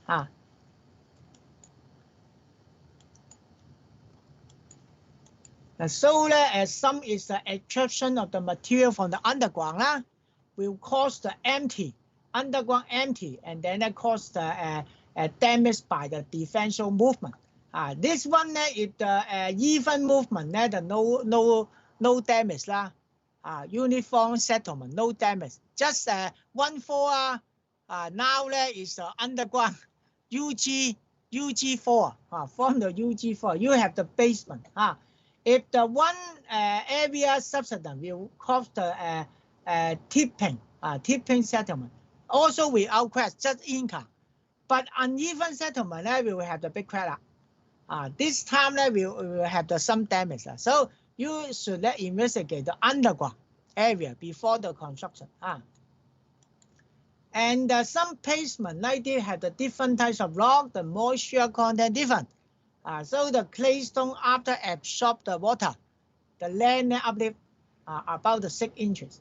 So some uplift levy have this kind of the condition. If less than 0.5 inches, negligible. Ignore this. If left from the 0.5 to 1.5, moderate. If 1.5 to 4.0 inches, about 10 centimeter, 10 centimeter. And where serious, over 4 inches, very serious. How to solve this problem? This is the problem. We can use the foundation method. Foundation method. Potential ground movement are very serious, so we can use the ridges, rapid, wire, or the pier and beam foundation. Pier and beam foundation is like this pier, and also provide the beam and the raw foundation. Raw foundation you can remove the decomposed rock, and then use this concrete slab on the top of the rock, and can reduce the movement, no movement. And then pile foundation extend to the rock layer or the hard rock, hard soil according to friction angle, according to cohesion. And then we can reduce the movement. And next is coastal erosion. Coastal erosion related to the hydrodynamic wave, current type, and the aeolian, the wind. And then this kind of the process can change the shoreline or the coastal line, change the beach and the coastal line. And the change position, some related to the nature, the typhoon, some related to the activity of human. If you remove or the reclamation will cause the change of the coastal, and then the change the erosion. Some can change the erosion. Maybe I show you this one. This is some problem about close to near the Sydney. Can you see this kind of the house?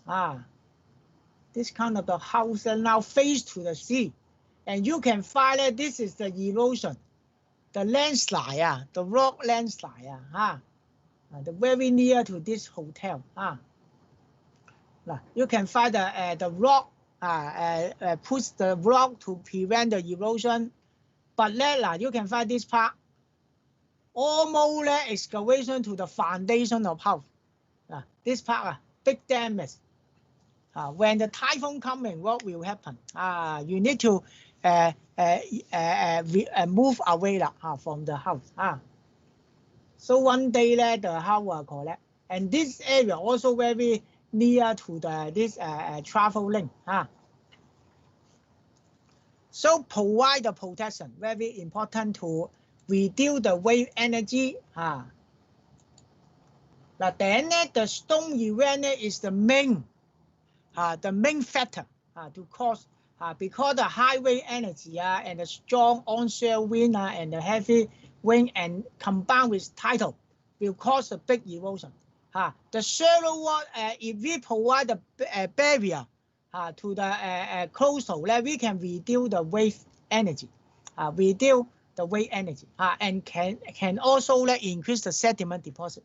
If the very deep area, the deep sea, the waves is very large. So we need to consider to improve the coastal the sediment deposition. This is a big stone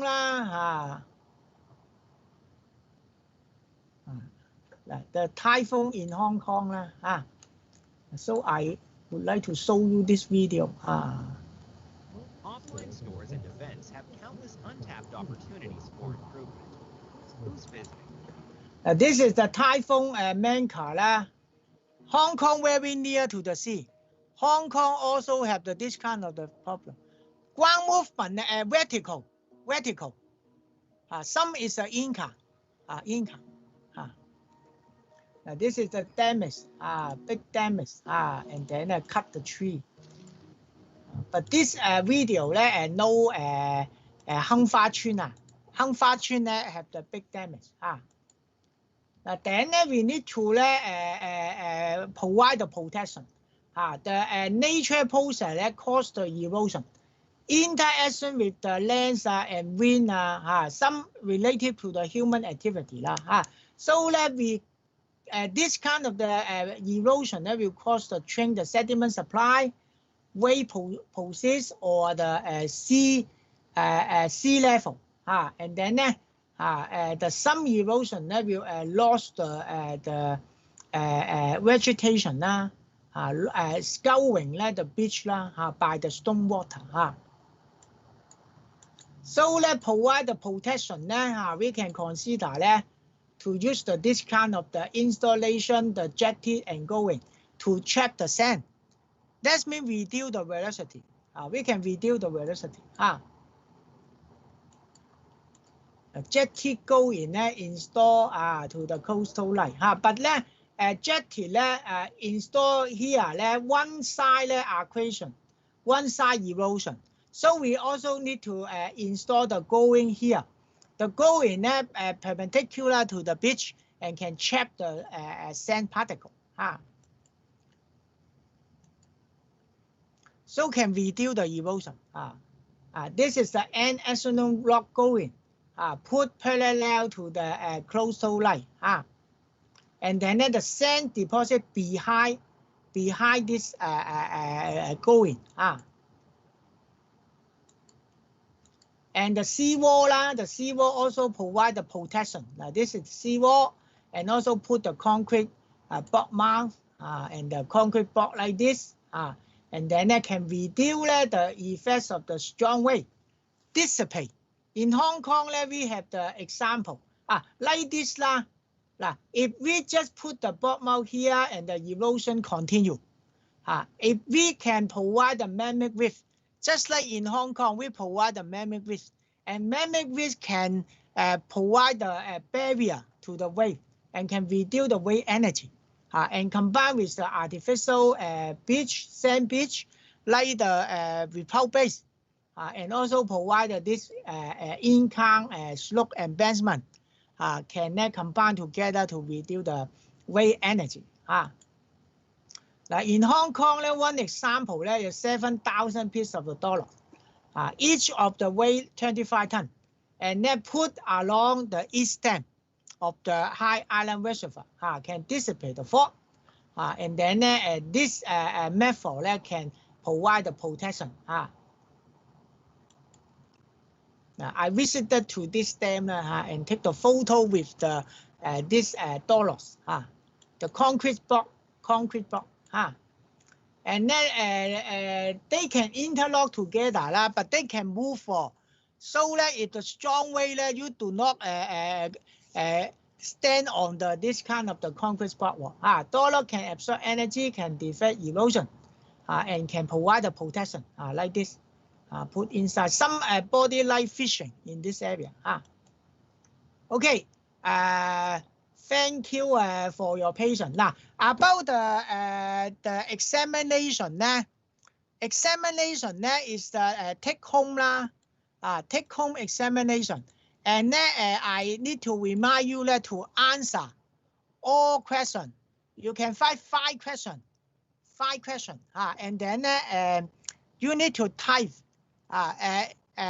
to the Word file, and then convert to the PDF. And this answer should submit to the Turnitin, the Turnitin links. I will provide the Turnitin link to you, and we'll check by the Turnitin. And then you need to sign the honor statement. Sign the honor statement. And then do you want to print out the map or the print out the question paper? Now you have the option. You can draw the map to the Word document file, or you can print out. After finish the map, you can scan, and then you can attach to your answer sheet. If you want to print out, I can provide about 30 minutes. 30 minutes. 30 minutes before the starting time. Okay, you want to print out, it's okay. Do you have the printer? Do you have the printer? Somebody may be no printer. So before the exam, please find your friend to borrow the printer, and then take the printer to your home, and then you can very fast to print out. Now I estimate the time I provide the 30 minutes before the exam, and after exam also 15 minutes. 30 minutes, no 15. 30 minutes to you to scan your answer sheet and compile your answer sheet to one file, PDF, one file PDF. Yes, 3 hours. The day of the exam is the 19th, and then from the morning is the 9:30 a.m. to the 12:30.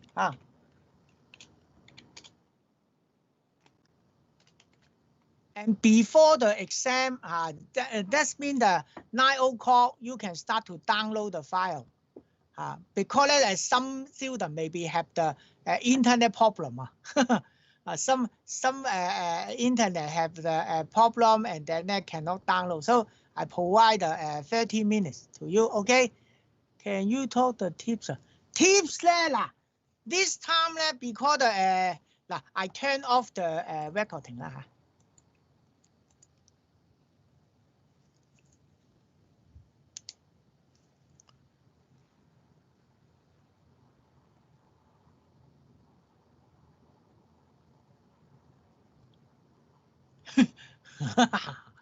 Why turn on? No turn on. review you remember 啦，you remember OK 嚇。嗱 OK turn off now。one moment OK 啦嗱basically 咧you can review three-year past paper， 3-year past paper， but 咧 this time 咧 because the take home， so the question different from the past paper。 Past paper 咧 you can directly find the answer from the notes because the face to face you need to come to the home and we have the somebody to look at you but at home nobody look at you so the question lead to difficulty. You need to think about some theory and then you write down your thinking or your opinion to answer the question.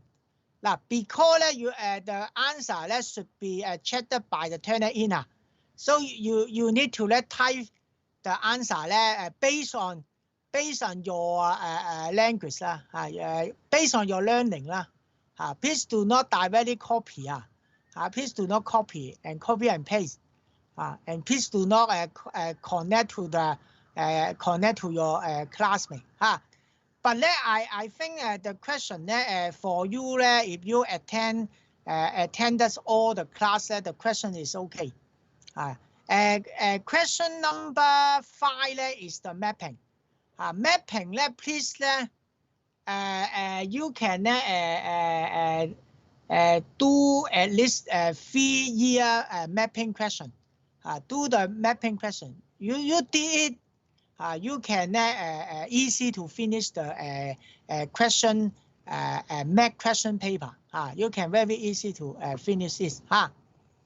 Drawing may take some time. Yes. So I also provide 30 minutes to you. You can draw. You can use the web file to draw, but please do not directly copy. And then you can use your hand drawing. Hand drawing you need to scan your answer to the to your answer book and then later you for your consider I will upload one piece of the answer sheet have the PolyU logo answer sheet to the background and you can consider to print out this answer sheet but you need to type the answer. But for the figure some figure you can use this answer sheet to draw the figure or the web file to draw the figure So remember the times and day I will online the examination period I will online. And if you have some question about the question paper question you can use the team to contact me Scan and upload BB before BB Yes. But I will wait for you. I will check your submission. If we find somebody have difficulty, I can extend it too long So wait for your submission. Okay. So keep learning this time you have the take home exam and take home exam you need to based on your learning to attend this take home exam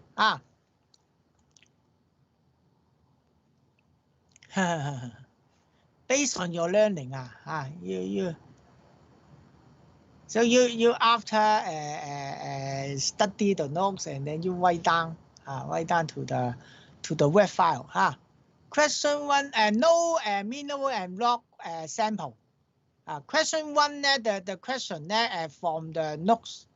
The question is also related to the mineralogy notes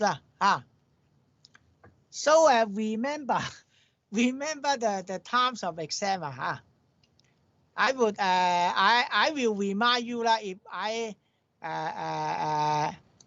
I online and then when I check your submission, if you have problem, I will remind you to submit the answer sheet. I will remind you. No computation, no. The one about 5 page of the question paper lah, 5 page PDF file. So if you need to draw the straight line to the map, you need to copy and paste that to the web file, and then you can draw the straight line, straight direction to the map. Other question that if you mention, you need to type, and based on your learning, and the figure you can hand draw figure or use the web file to draw the figure.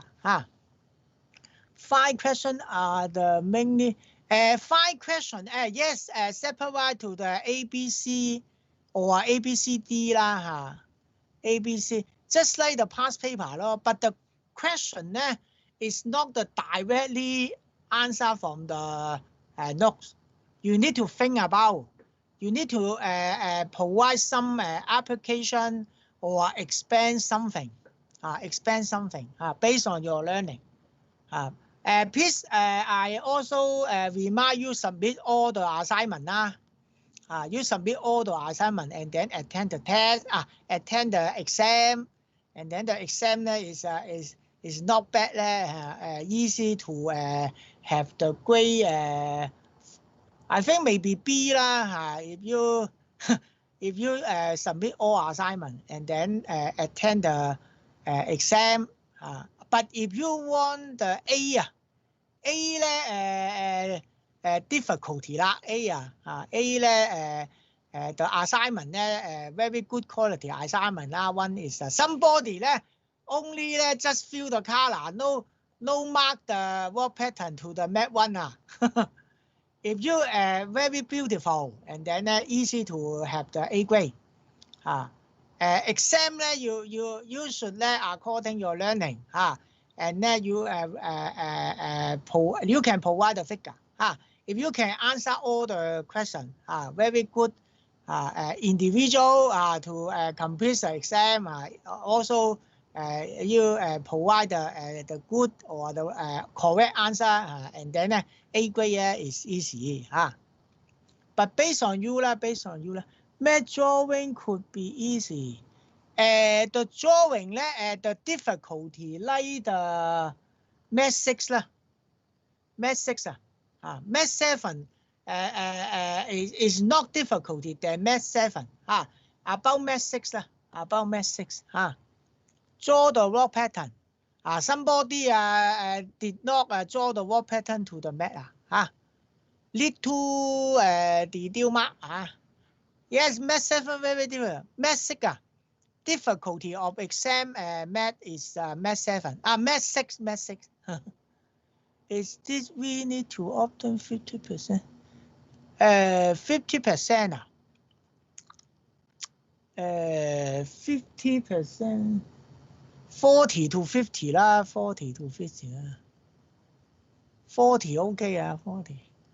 No, according the course. According your learning. According your learning. You have the good performance, just like you submit the assignment, just like your performance of the in-store activity report. Yes, this semester is 70%.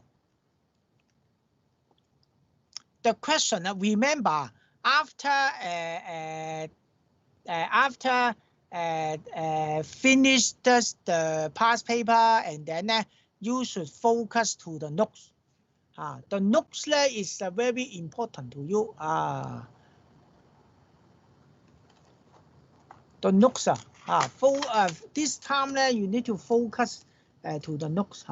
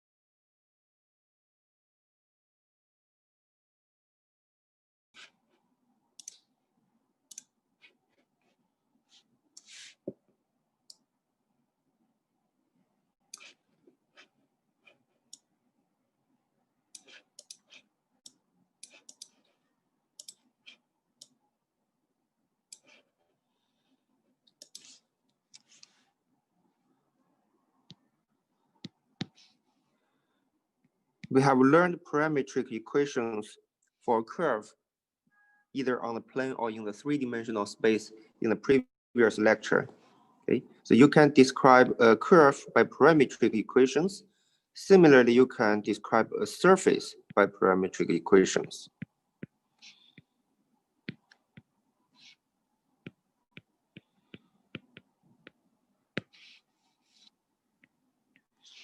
So surface is in the surface in the three-dimensional space is actually two-dimensional, right? You have a two-dimensional surface in the three-dimensional space and one-dimensional curve in the three-dimensional space. So since surface itself is two-dimensional, you need two variables to describe the surface. So the parametric equation for a surface contains two parameters, u and v. These are just a notation for parameter. You can actually change the notation. You can change uv to other variables.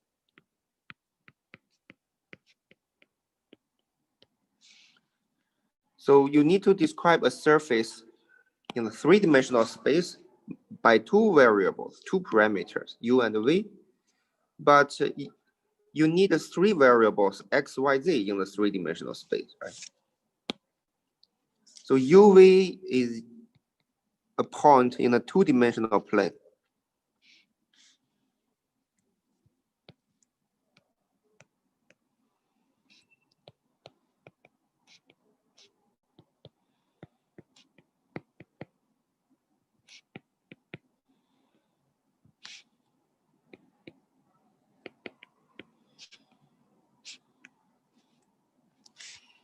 So it's on a plane, a two-dimensional region on the plane. This is the region for the variable, for the two parameters u and v. But your point is in the three-dimensional space, so you need the three variable x, y, z to describe the position of the point. So for any fixed parameters in the two-dimensional plane, you have automatically x, y, z according to the three functions. So this is a point in the three-dimensional space.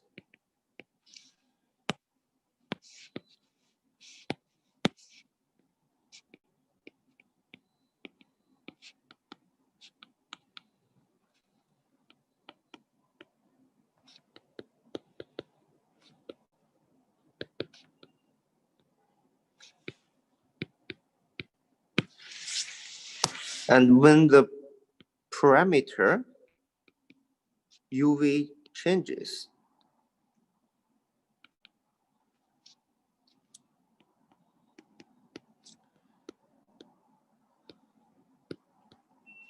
so it changes in the 2D region.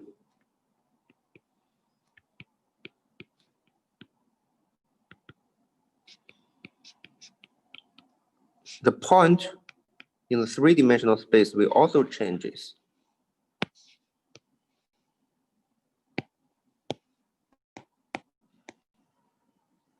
This point will also change in the three-dimensional space.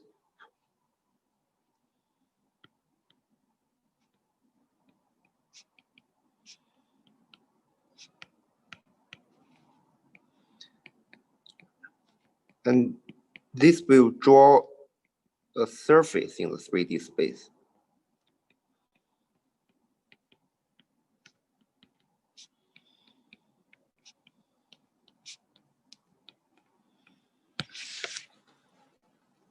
This is why we define the surface in this way, because UV change in the two-dimensional region, and the point XYZ will correspondingly change in the three-dimensional space, drawing a two-dimensional surface.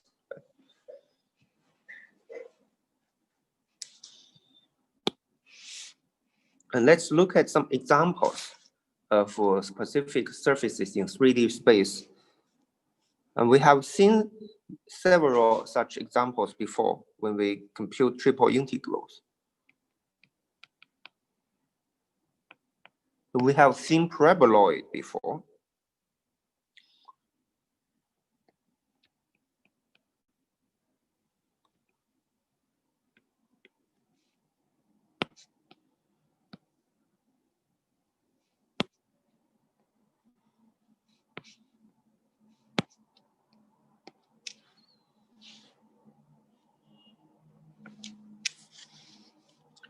The paraboloid in the three-dimensional space can be described by this equation. Okay, we have introduced this in the lecture when we introduce triple integrals. Actually, so you can look at that lecture. This equation is derived there. So why paraboloid can be described by this, but this is not a parametric equation. The parametric equation for such a paraboloid is this.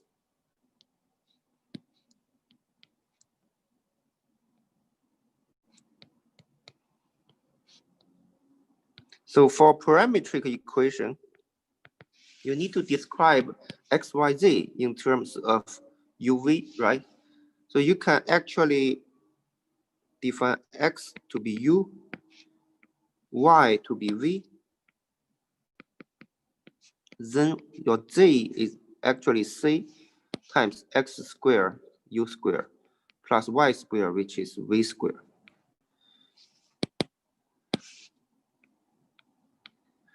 So this is the parametric equation for the paraboloid. Okay, you see, you just replace the x by u here, y replaced by v, and you write x equals u, y equals v here. This is the parametric equation, and this is not parametric equation. It is the graph form. This is called the graph equation. Okay, because z is the function of x, y. This is like a graph of a function. But parametric equation should be like this. All the three variable x, y, z are functions of another two parameters. We have also learned other surfaces in the 3D space like cone, circular cone.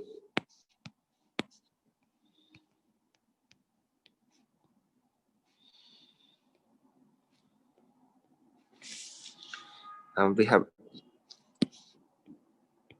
explained why the circular cone has such an equation. This is a graph form of the circular cone. It is a graph. Z is a function of x, y. And similarly, you can convert this graph equation into parametric equation. You simply set x to be u, y to be v, so that z is just this u squared plus v squared under the square root.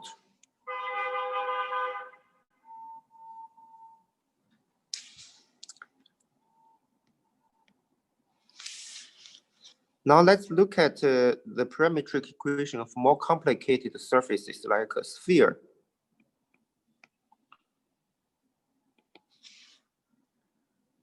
Let's say sphere of radius r.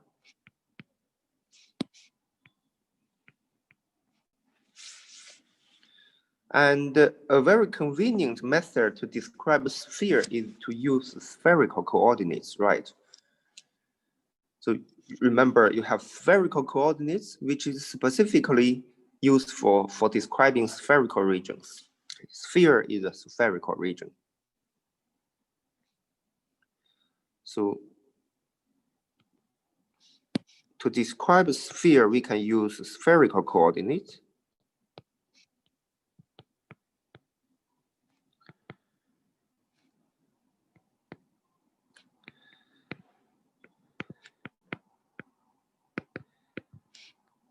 And in spherical coordinates, every component x, y, z can be described by another three variable. The three variable is rho, phi, and theta.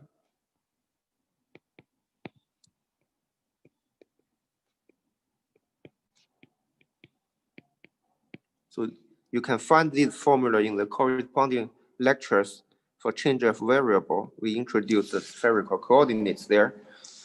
So x, y, z can be changed to three parameters, functions of three parameters, rho, phi, and theta.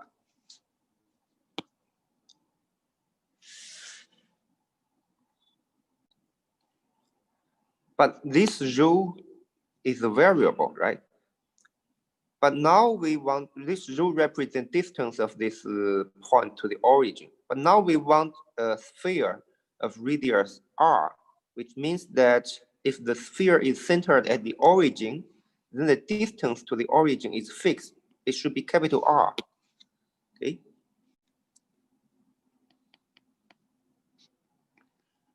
For the sphere centered at origin,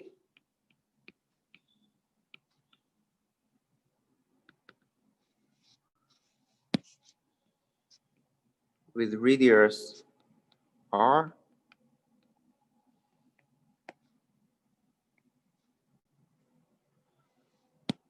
the point on the sphere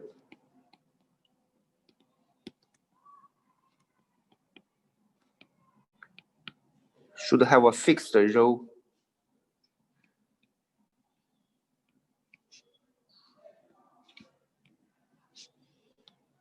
The rho is fixed to be r in this case. Rho represents distance to the origin. Now the sphere is centered at the origin. Therefore, points on the sphere, their distance to the origin is just this radius of the sphere.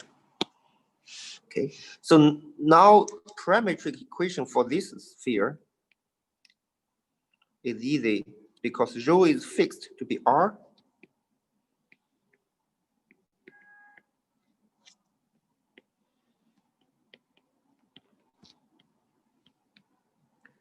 So for the sphere centered at the origin, the parametric equation is, so rho is just r now.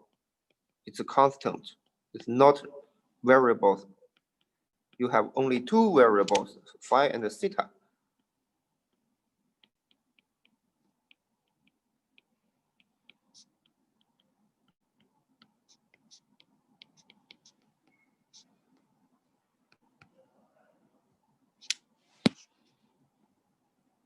So this is the parametric equation for the sphere centered at the origin with radius r.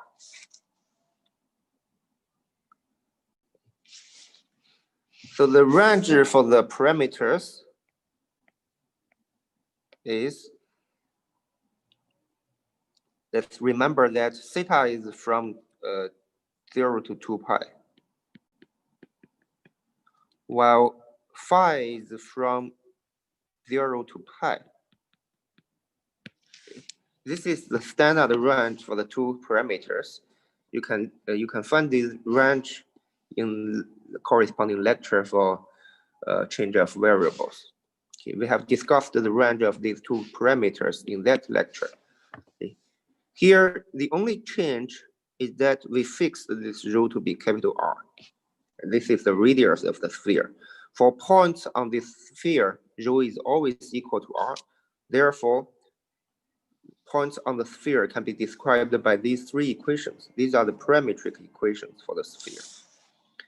This is the parametric equation for the sphere centered at the origin, okay?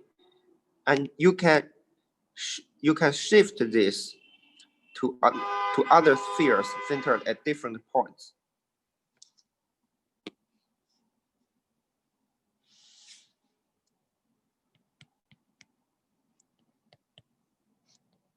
For example, for the sphere centered at a different point,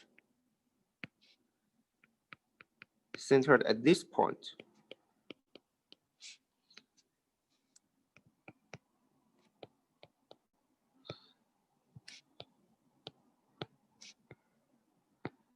the parametric equation is So you just shift this x, you change x to x minus 0, and the rest is different. The rest is the same.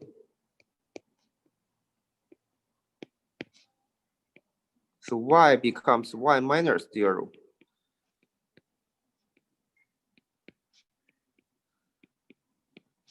Z becomes z minus z0.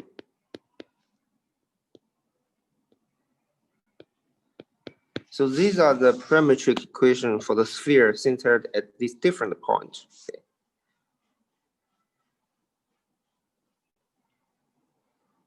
So why you change x to x minus 0? Because now you sum up the squares of the three functions. You will obtain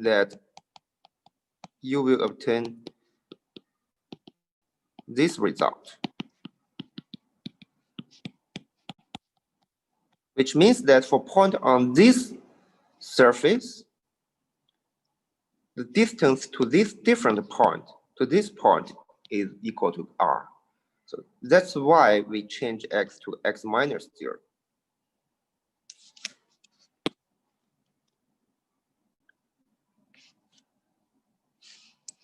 And now the range of theta and phi is not changed. So it's still theta from 0 to 2 pi, phi from 0 to pi.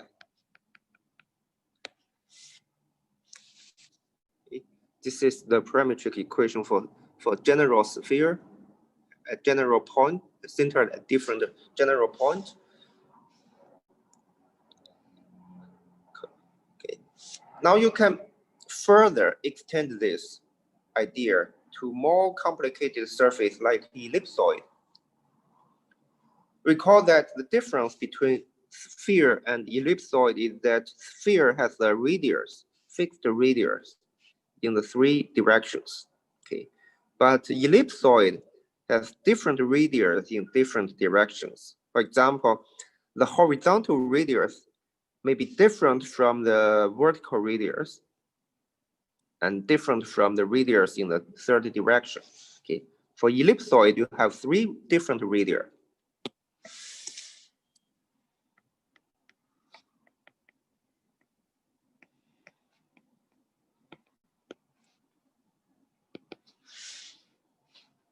If you have an ellipsoid,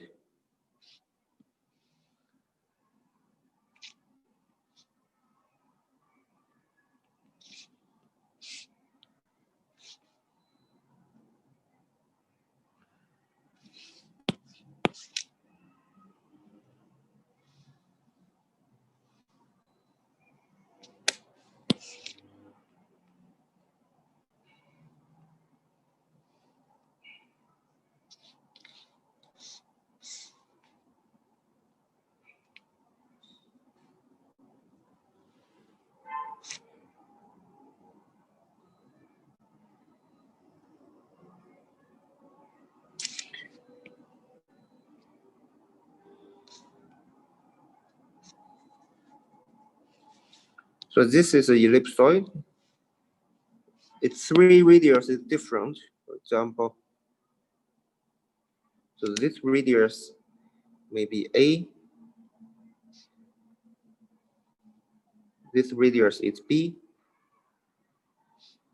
The radius in the third direction is a different number.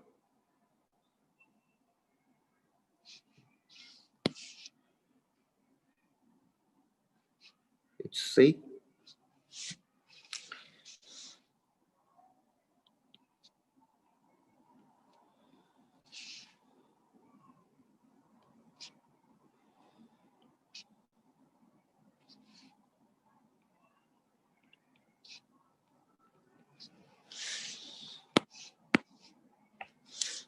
And this can be reflected here. You just change this different number. You change R to different number, change it to ABC. Then you get parametric equation for the ellipsoid.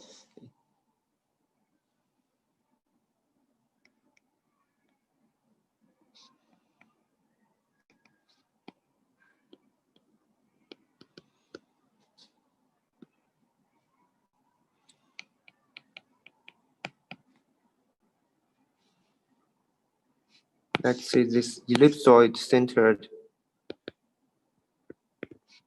at this point.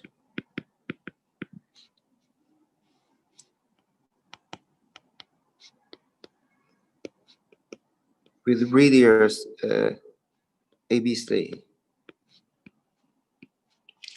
Its parametric equation is simply this.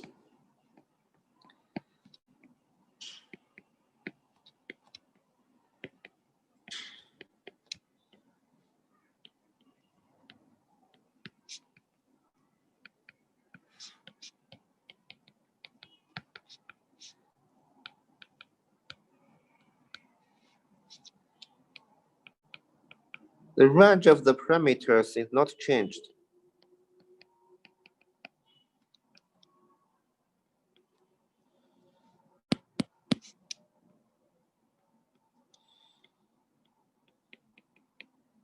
Okay. So in this figure, I draw the ellipsoid to be centered at the origin, but you can just replace x by x minus 0. So here it represents ellipsoid centered at this point. Okay. So when the three numbers are 0, 0, 0, it's like this ellipsoid centered at the origin, but it can be general different numbers.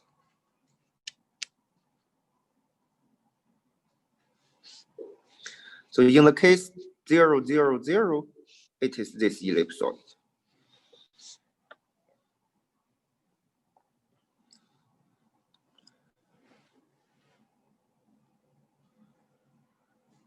So this is cosine phi, right?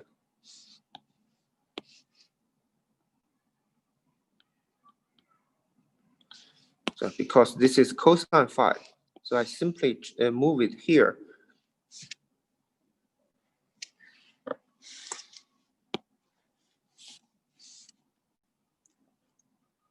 So parametric equations for ellipsoid is also found. Let's now look at a different surface, like the flat plane in a 3D space.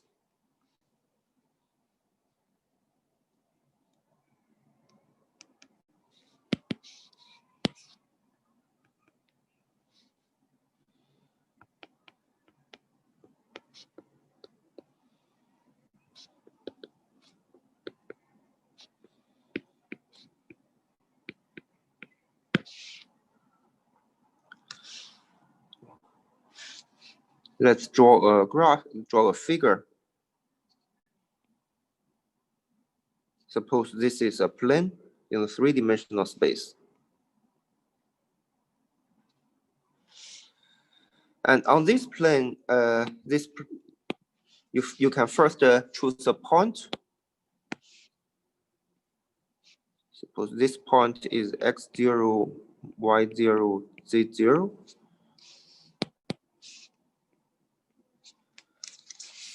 And any plane uniquely corresponds to a normal vector, which is perpendicular to the plane. Suppose this is the normal vector, which is perpendicular to the plane, so perpendicular to any vectors in the plane. Suppose this normal vector is three-dimensional vector. It has three components, right?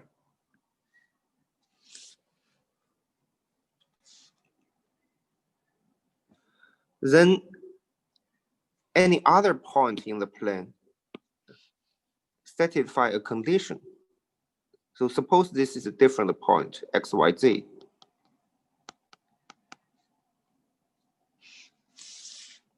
Then we can draw the line connecting the 2 points.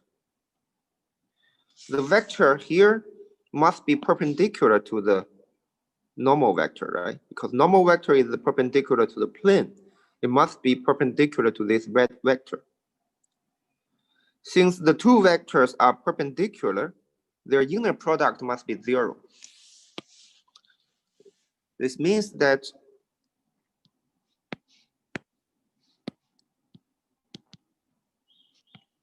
so any point x, y, z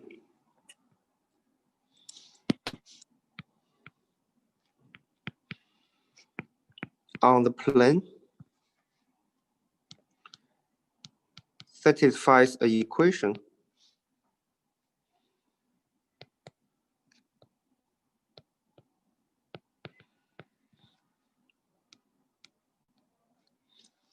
that the red vector, which corresponds to the difference between the 2 points,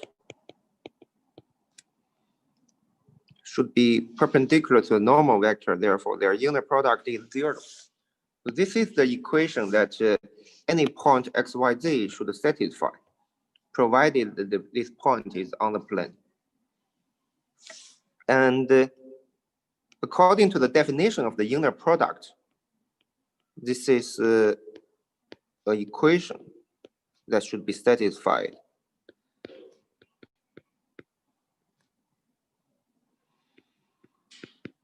So this is this equation.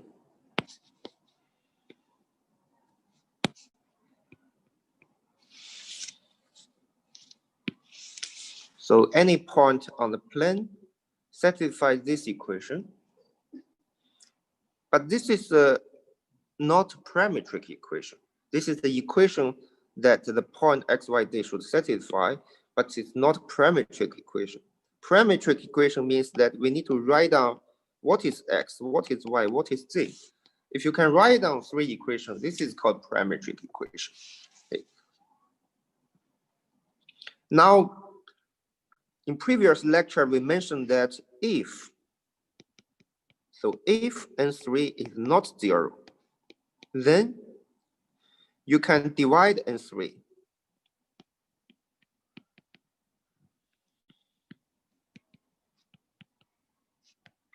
If you divide n3 in the equation, you get a parametric equation. You get z equals this.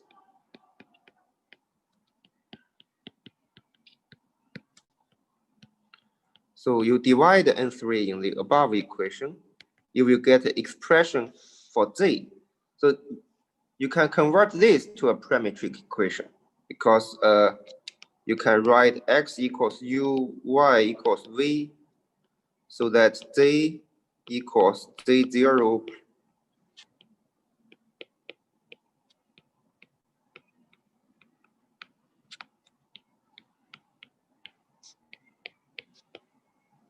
Okay, so this is a parametric equation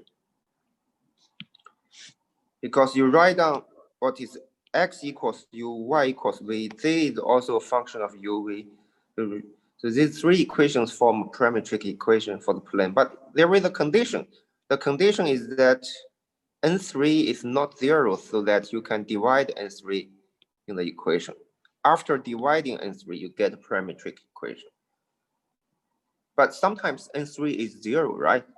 Okay, so we want to find a general method that regardless whether n3 is 0 or not, you can find a parametric equation. So we introduce a different approach. Actually, this is a single equation, right? A single equation, but you have 3 variables to solve. Therefore, the solution must contain 2 free variables.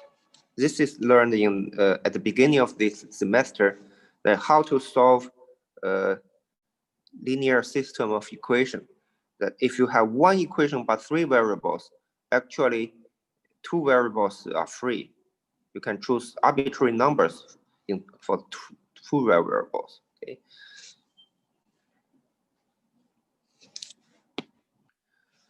So therefore, you can get at least 2 different solutions that are not proportional to each other.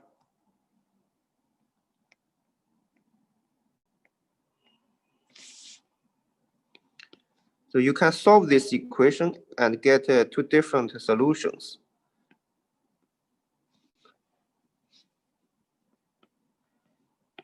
by choosing 2 free parameters. Okay. So let this to be 2 independent solutions.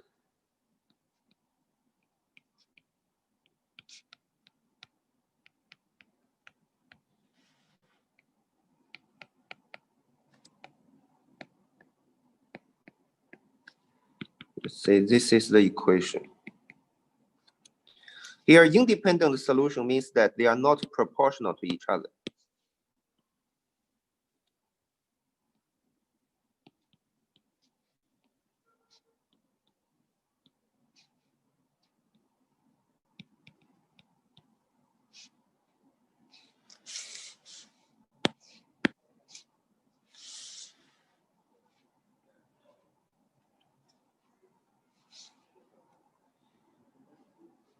Let's say not this equation, but this equation.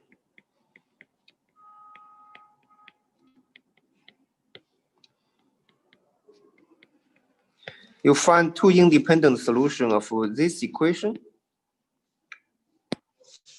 Here, x1 represents this, x2 represents this, x3 represents this. Okay. So you find after you find two solutions, all other solutions can be represented as linear combination of the two solutions.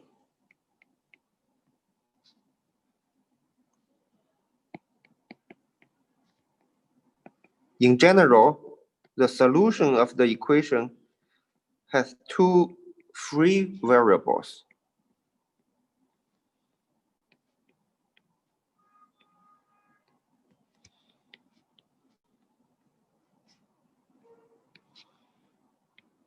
And we denote the two free variables to be UV.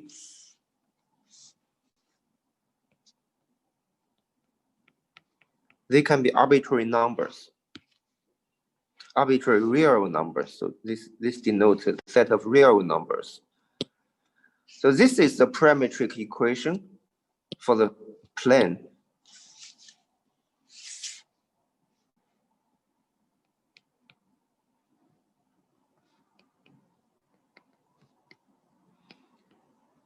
Okay, it means that x minus x0 should be equal to the right side. So you can move x0 to the right side. You get a1u plus b1v. So y minus y0 equals a2u plus b2v. Z minus z0 equals a3u plus b3v. So I convert this to this, okay? We just look at every row of this vector. And the first row of this vector is a1u plus b1v, okay?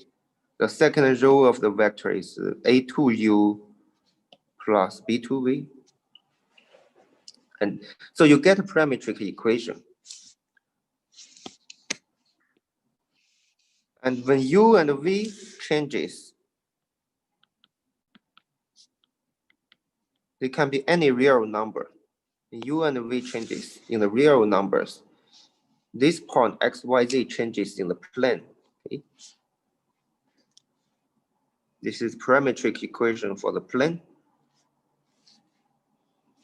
So there are many different ways to describe a surface in the 3D space by parametric equations.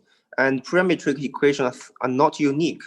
Okay? You can find different parametric equations for common surface. In practice, we only need to find one parametric equation that is convenient for computation.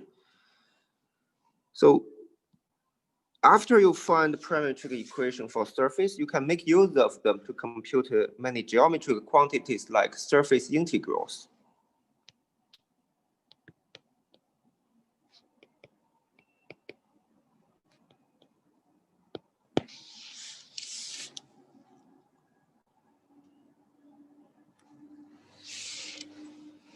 And when we say, if you want to compute surface area or surface integrals, you need the surface area element.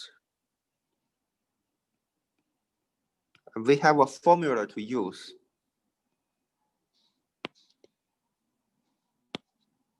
Okay.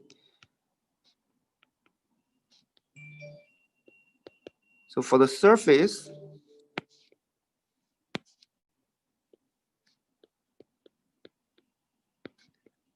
described by a parametric equation. First, you need to have a parametric equation.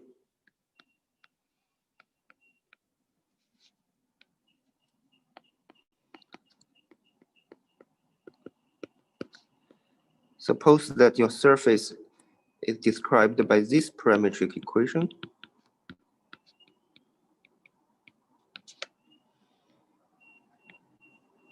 You have a formula to use that the surface area elements this represent an area of a small piece on the surface.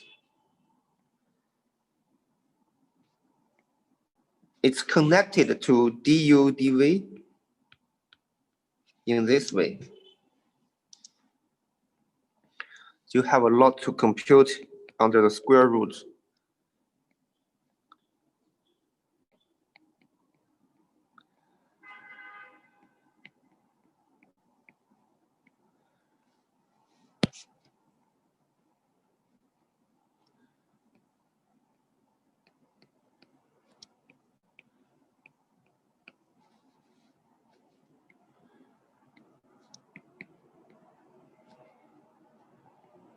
You need to compute three determinants and consider the sum of the squares.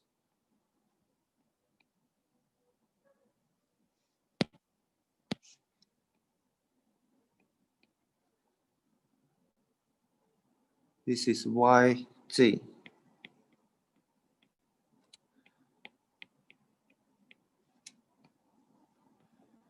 So you have xy, you have yz, you also need zx. So xz.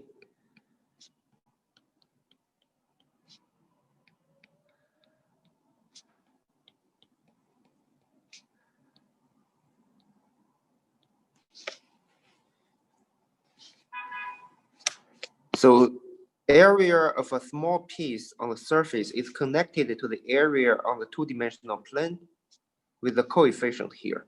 And you need to first compute this quantity. And then area of the whole surface is the integral of this.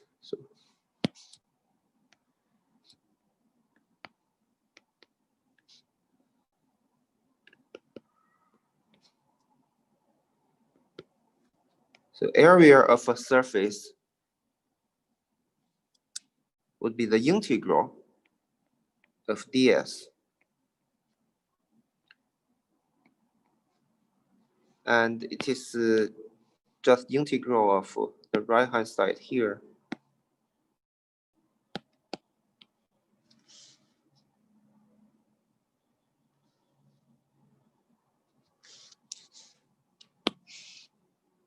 Okay, so you can convert this integral on the surface to an integral on the two-dimensional region. So this will be a function of uv.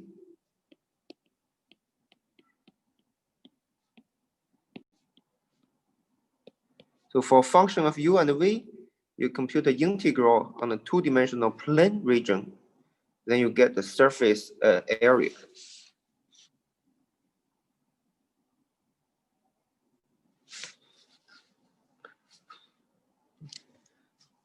So these uv are just independent numbers, not vectors. Okay, they are numbers called parameters. Like here, in the parametric equation of a plane, you have two parameters which are numbers, not vectors. Okay, because every point is a number here. Every component is a number. So you need the right-hand side to be a number. If you get three numbers, you collect the three numbers, you get a point on the three-dimensional space.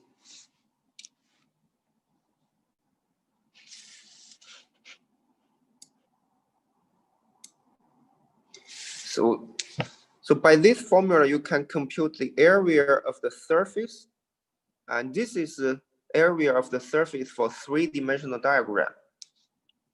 For example, you can use this formula to compute the area of a sphere. If you have a sphere, now you know how to compute the area of the sphere. Okay.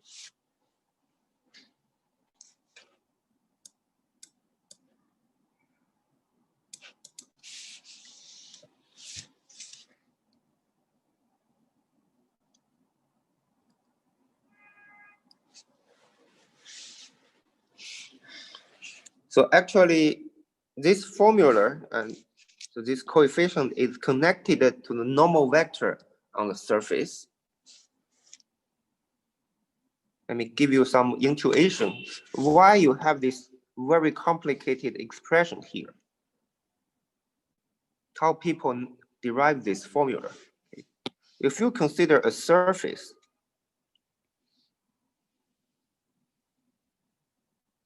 suppose this is a surface in the three-dimensional space. And then since this surface is described by the parametric equations here, given any two numbers, u and v, you get a point on the surface. Okay. So if you fix v and let u changes, you get the point moving on the surface, drawing a curve, right? Because if you fix one variable, let the other variable change. It's like a curve, like parametric equation for curve. So in this way, you can get a curve on the surface. For example, you let u change and v fixed, then you get a curve on the surface.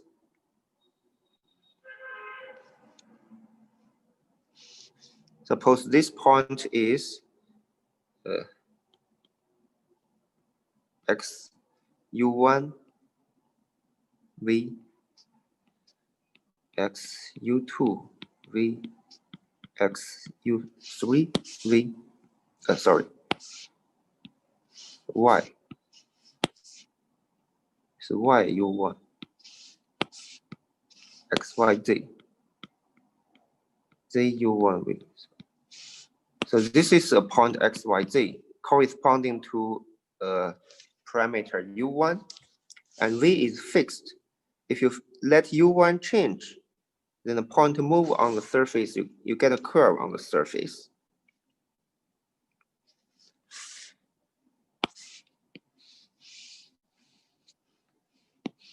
Move it here.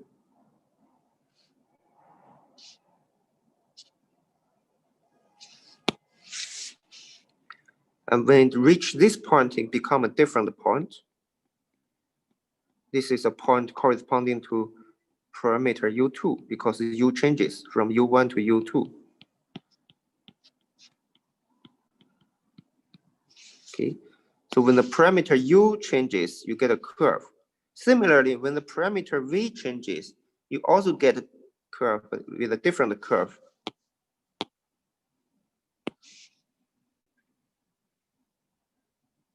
Okay, suppose this red curve represents the curve corresponding to different v. U is fixed, so you have a x u v1, y u v2, v1. This is a point corresponding to v1. And when v1 changes, you get a curve. Suppose this corresponds to v2.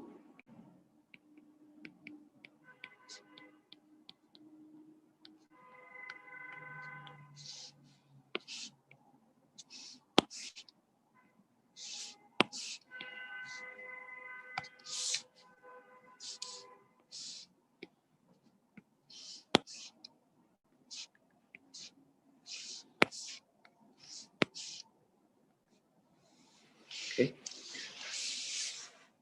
So you get different curves on the surface when you fix different variable. Okay. So for this curve, just look at the blue curve. If the variable u changes, v fixed, it's a curve in the three-dimensional space, and we know that a curve in the three-dimensional space has a tangent vector, which is parallel to the direction of the curve. For example, you can draw a tangent vector here,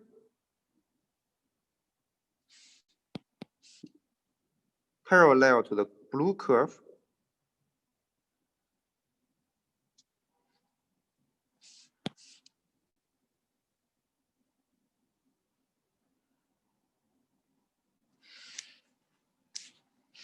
And this vector, since u is the variable that changes, u is the parameter for the curve. So this tangent vector is in the direction of this vector. So v is just a constant now. U is the parameter. So you just differentiate the parametric equation with respect to its parameter u. You get a vector, and this vector is in the direction of the black arrow. It's in the direction of the tangent vector. Similarly, you can also draw a vector tangent to the red curve.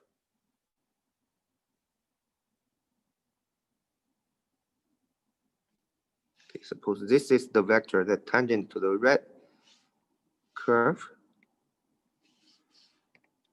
Since on the red curve, v is the variable that changes. V is the parameter for the curve.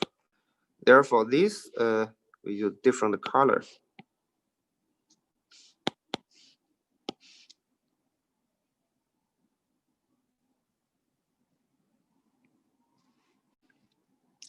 This vector is in the direction of this. So you differentiate parametric equation in v, because v is the parameter for this red curve. Okay. So basically, you get two vectors that are tangent to the surface. So these two vectors, one is tangent to the blue curve, the other one is tangent to the red curve, but both vectors are tangent to the surface. Okay. Therefore, they are perpendicular to the normal vector to the surface. If you have a normal vector on the surface, then this normal vector is perpendicular to both tangent vectors, which means that tangent to this black vector and to this vector. So what's the normal vector? If you have two vectors at hand, let's say this is vector p, and this is vector q, we define it to be the vector. So this is vector p, this is vector q. We define vector q in this way. Okay. So you have two vectors p and q which are tangent to the surface, and both of them are perpendicular to the normal vector of the surface. Then what's the normal vector?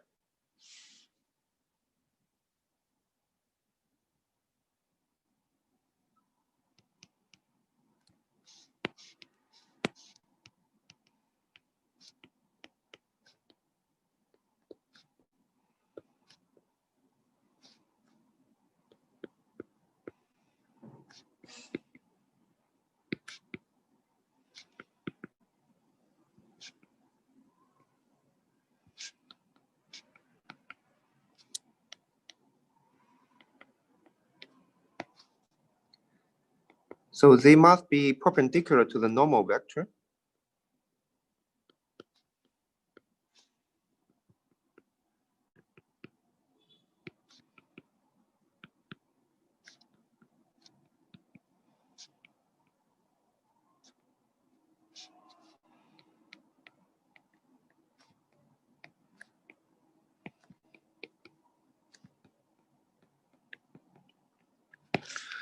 So if you know two vectors, you can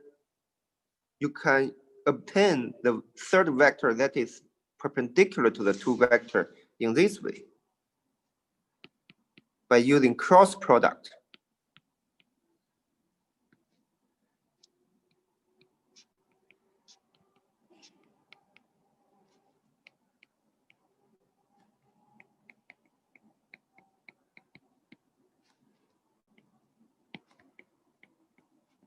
Okay, recall cross product is a vector that is perpendicular to both vectors. So this is a vector perpendicular to both vectors. Therefore, it should have the same direction as the normal vector. Since they have the same direction, and normal vector is a unit vector, so it is the unit vector in the direction of these cross product vectors.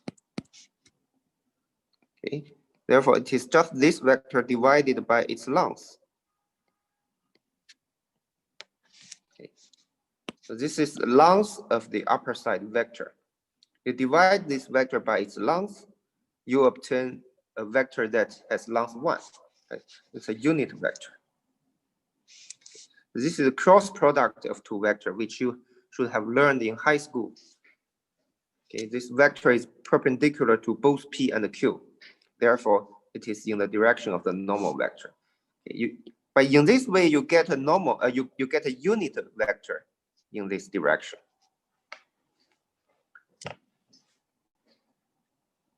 So this is the formula of normal vector on the surface. And what is P? P is this vector. Q is this vector. Okay. So what's the cross product of P and Q? By using determinant, this can be easily written down.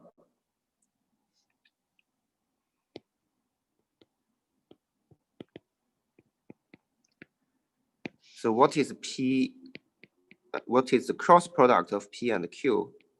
This is simply determinant of this matrix.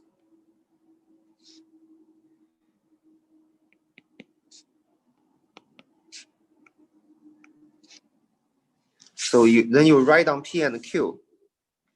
So what is P? P has the 3 components. This is P. This is Q. So let's change the notation.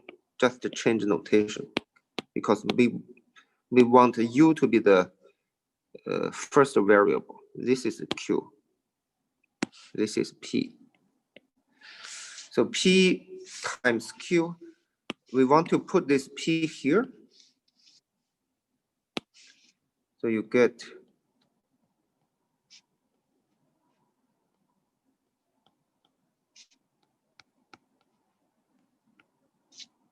this is P and this is Q.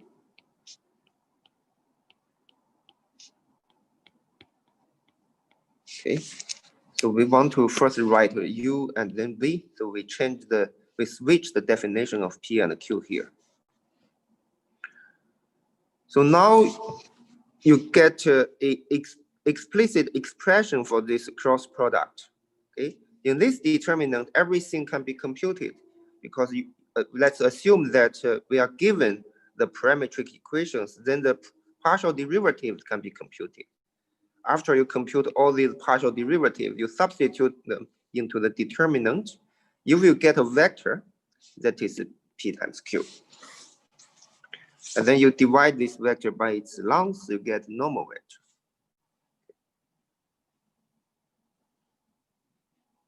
And what is this length?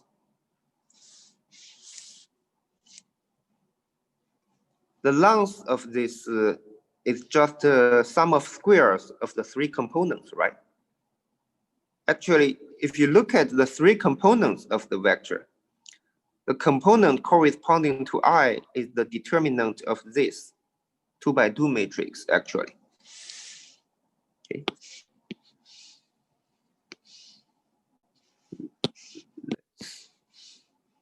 Let me be more explicit.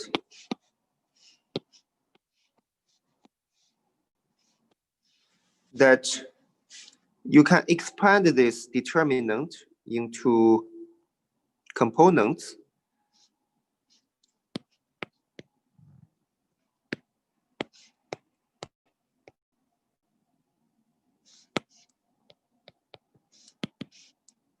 Determinant of this 2 by 2 matrix would correspond to the first component I. And the determinant of this and this.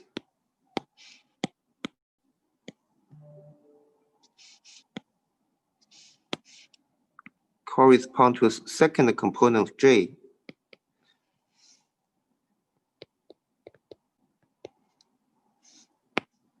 Determinant of this 2 by 2 matrix correspond to third component K. Okay.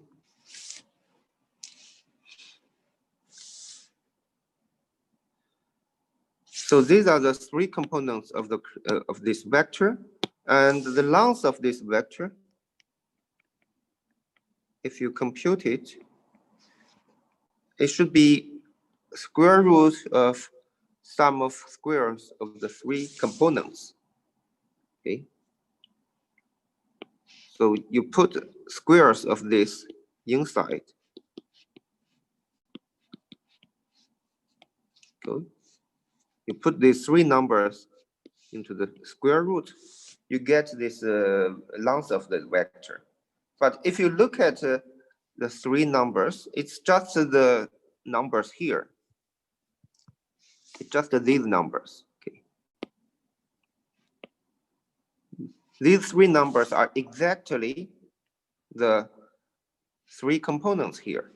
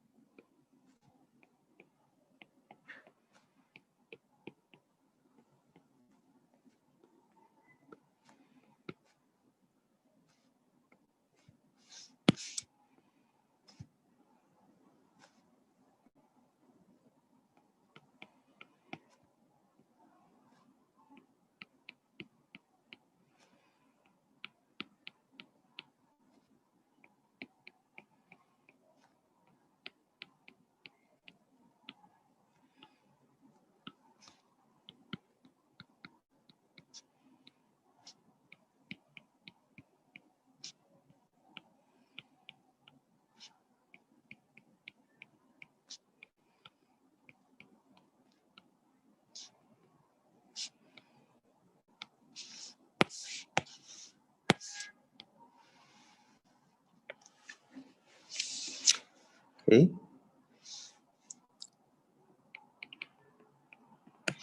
So what you get, actually ds, the area of a small piece in the surface, is actually equal to length of this vector times du dv. You have this formula. So what is P? P is this vector.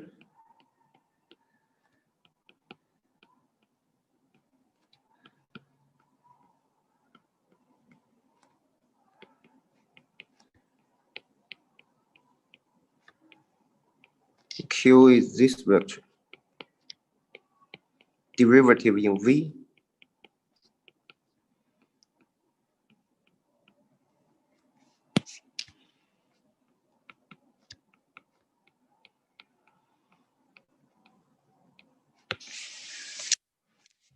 This has a geometrical meaning, actually. It can be interpreted in this way, that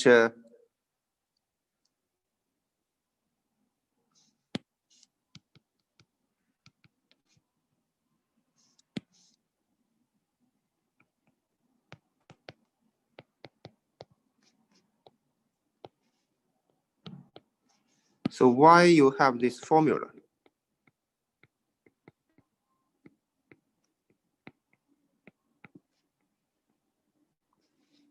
because the area of a small rectangle on the UV plane is just a du dv.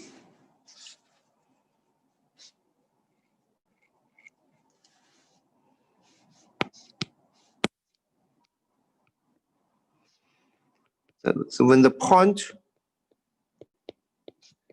UV moves in a small rectangle,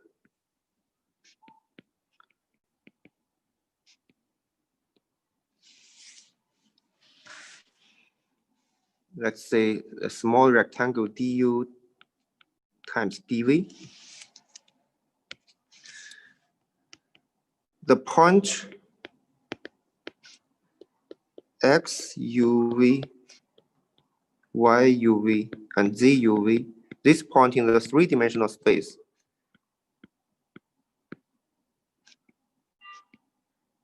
moves in the 3D space in another rectangle, in a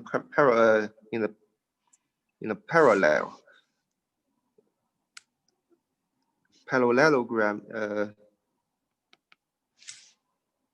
which is p times q. Okay.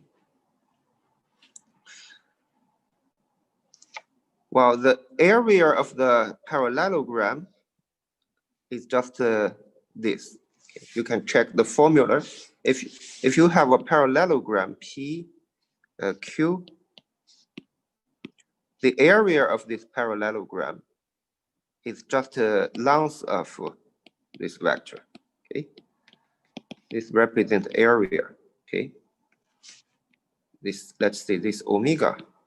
So area of omega is just the length of this product. Okay. This is the formula for the area of parallelogram. Well, when the point UV moves in a small rectangle, the area of the small rectangle is just du dv, but the area of the parallelogram is this. So correspondingly, area of the parallelogram is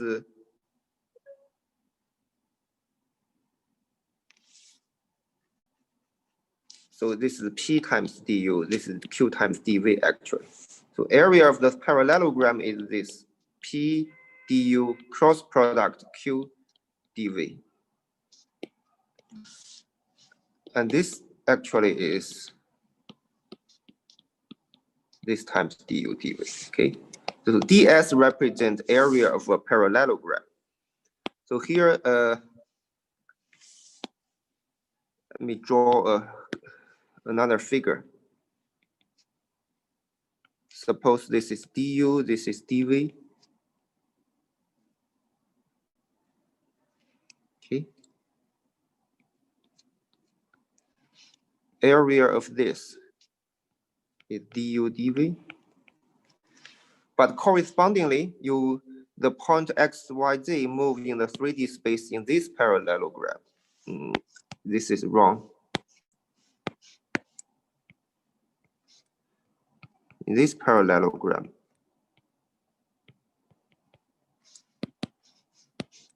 because it's a small parallelogram, p and q are big vectors. Okay, these are big vectors.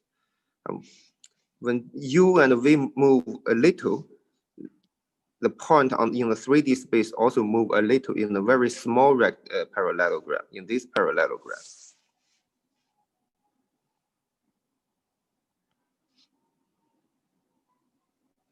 So this is p du, this is q dv. And the area of this small parallelogram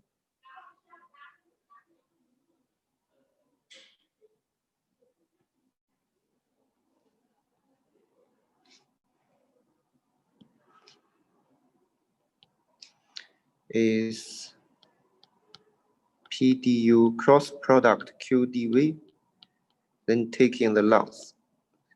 This is the area. And you can extract the du dv outside.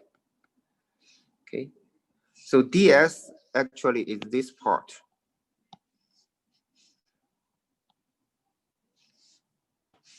du dv is actually this part.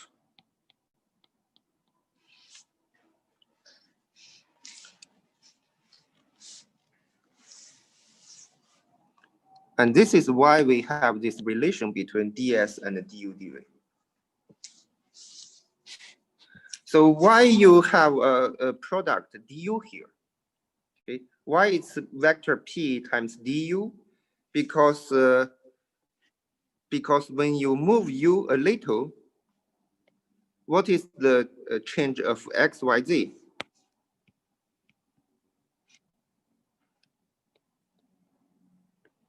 So when u changes, v fixed.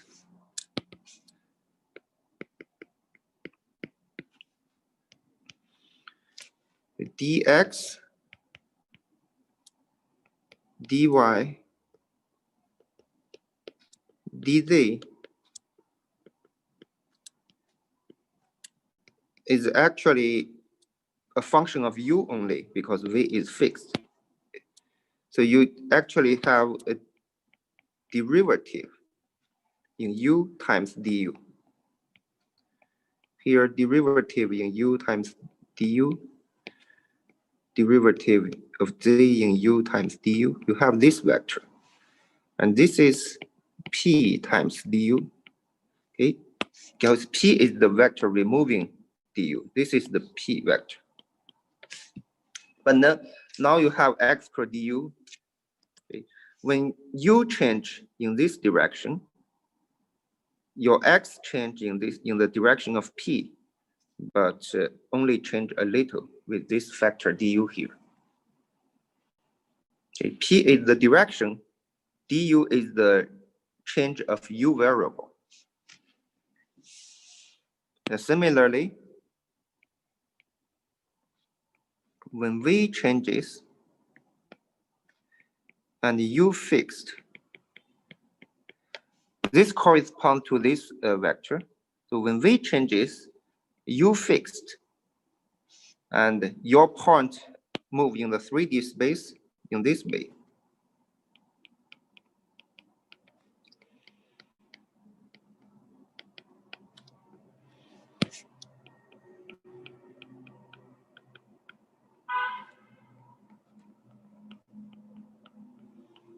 V is the variable changes, right? U is fixed, it's constant. So you only have a variable V change. Therefore, dx, dy, dz is corresponding derivatives times dv. This is q times dv actually. Okay. So when uv move in this direction, the point xyz move in the direction of q. Okay. It only move a little with the factor dv. So when the pointer uv move in the rectangle, the point xyz actually move in the parallelogram. And the area of the parallelogram is computed here. And this is ds. And this is how you understand the area formula. Why ds is related to du by this factor. Okay. This is the intuition. According to this formula, you can compute areas on the surface and other integrals on the surface.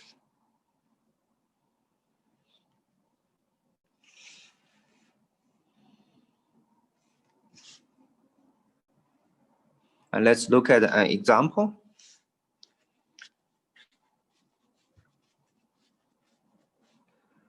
Well, since when you move in this direction, the point move in this direction. When we move in this direction, the point move in this direction. So when uv change very little, you can imagine that the point is between these two arrows, between these two vectors, move in the region between this. Okay, so it's a parallelogram.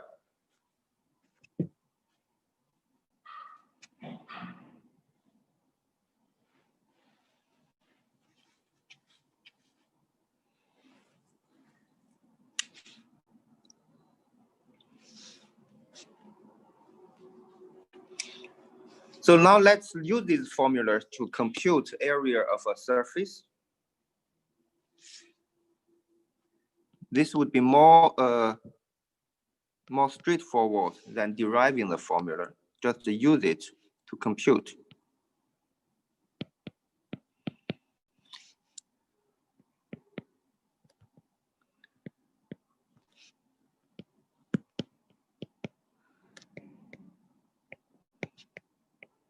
Let's compute the area of the surface. S is a paraboloid.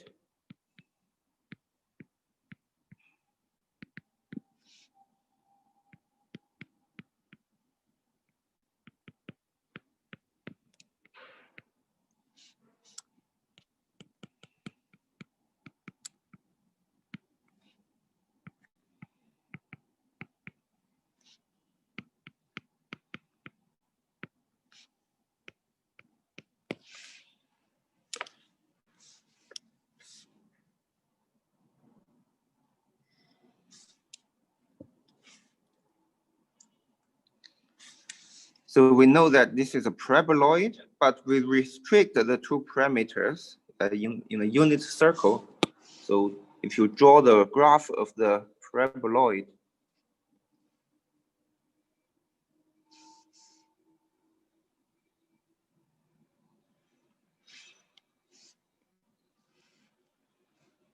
you have a paraboloid here.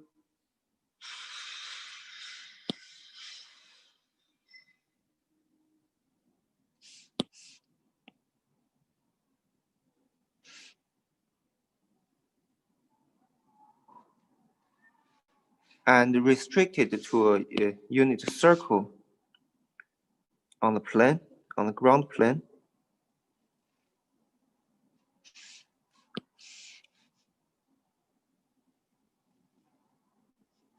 Let's see.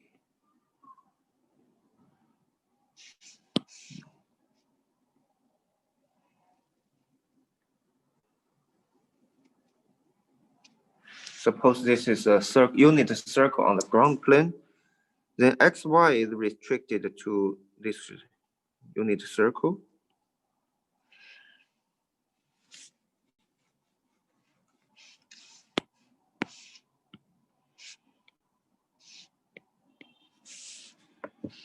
And correspondingly, the surface is only this part of the paraboloid.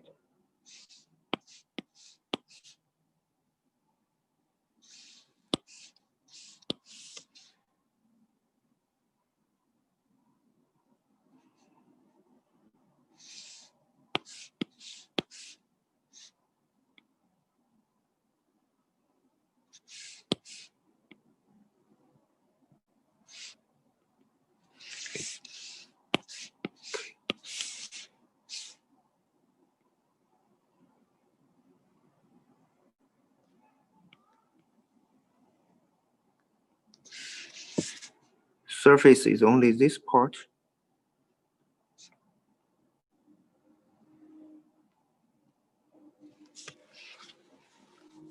We only want to compute the area of this part.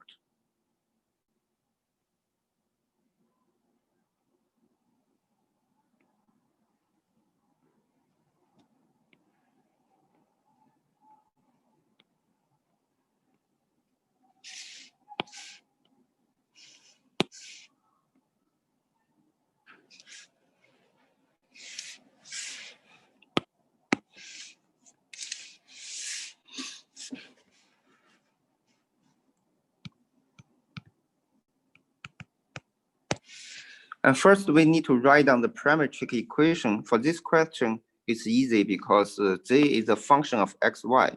In such case, we can always define x to be u, y to be v. Then a parametric equation would be J equals u squared plus v squared. Okay, so x is u, y is v. So you just replace x and y by u and v. You get a parametric equation. And range of UV is also determined immediately.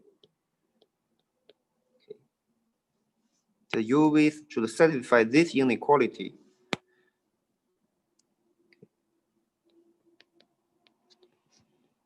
So this is the two-dimensional region D for UV.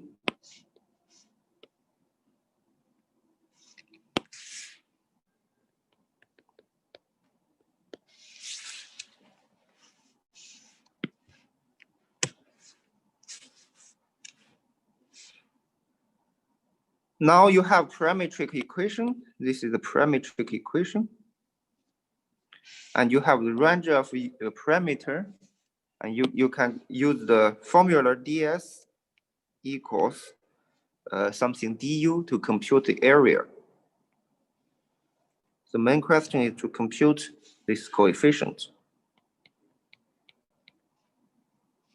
Okay, so here let's just copy this formula here.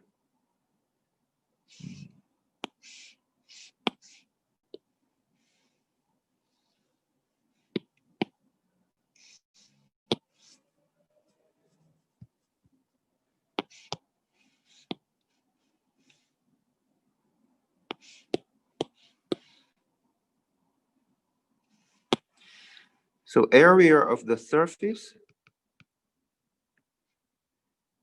is equal to integral of ds. Well, ds is equal to this times du dv. We just need to compute this double integral. So what is this partial derivative in u? You just use this expression here. Partial derivative in u is 1. Okay. Partial derivative in v is 0. Partial derivative of y in u is 0. Partial derivative of y in v is 1. So you get an identity matrix 1, 0, 0, 1. Determinant of this is 1, right? So actually the computation is not very complicated because you have some simple matrix here, 1, 0, 0, 1. Similarly, this is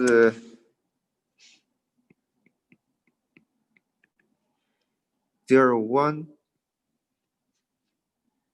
and 2 times u, 2 times v. This is a partial derivative of z.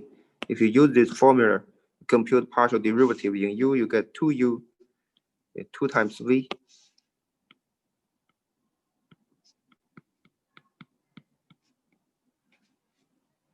One, 0, 2 times u, 2 times v. So not very complicated. You just get 1 plus a square of this 2u is 4 times u square. A square of this 2v is 4 times v square. So this is the double integral that you need to compute.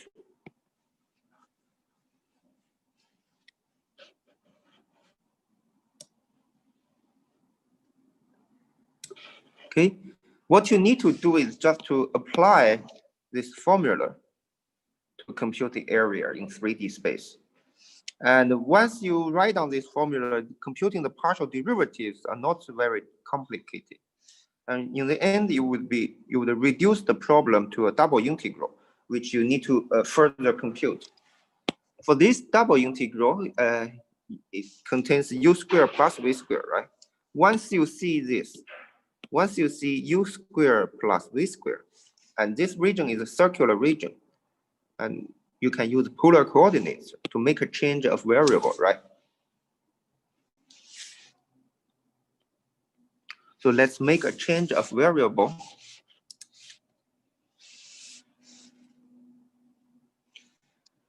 So we want to make such a change of variable. U equals r cosine theta. V equals r sine theta. So theta is r is from 0 to 1. theta is from 0 to 2 pi. This is the polar coordinates.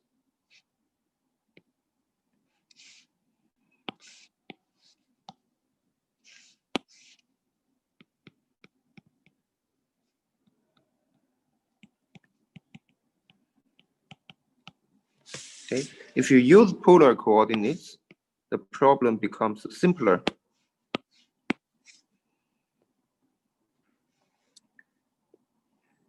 Because r is from 0 to 1, theta from 0 to 2 pi, and u squared plus v squared becomes r squared. And you recall that in the polar coordinate, du dv should become r dr d theta. Okay, then you integrate this r, function of r. So you first move this r to the right-hand side of differential operator, you can get r squared there.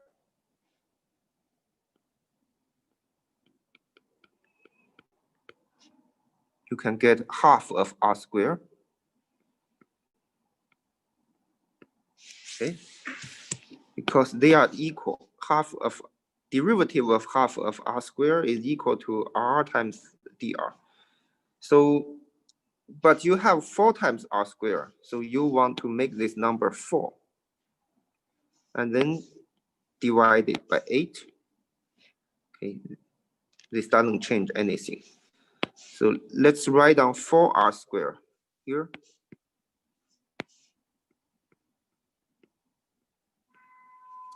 But let's add 1/8 here. This doesn't change anything. R is from 0 to 1. Theta is from 0 to 2 pi. And now you have this variable. The antiderivative of this is you need to have a factor 2/3.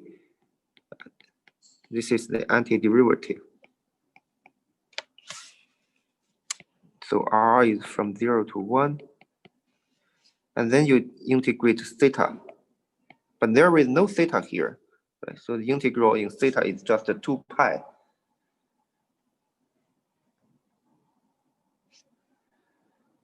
So it's 2 pi times 2 pi. So 2 times 2 pi over 8 times 3 here, you get pi over 6.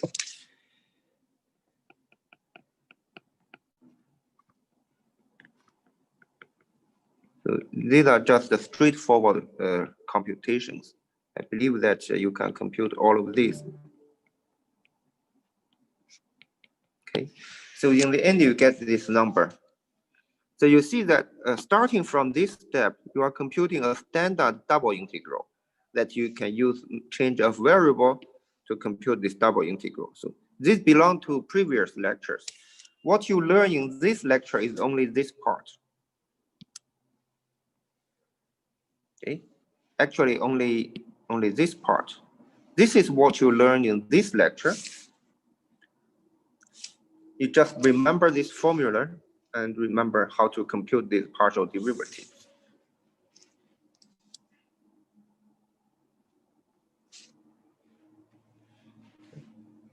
So computing area of the surface is not so difficult. Once you have parametric equation to use, you can substitute them into the formula here.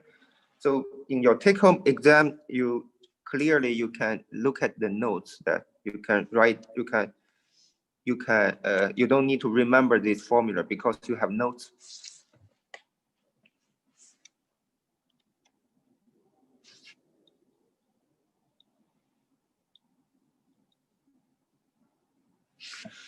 So in order to find the area, you need to compute the surface area, right?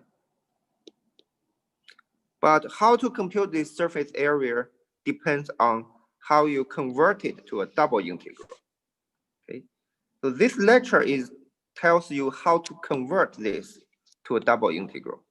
Okay, you need to know how to convert this to double integral.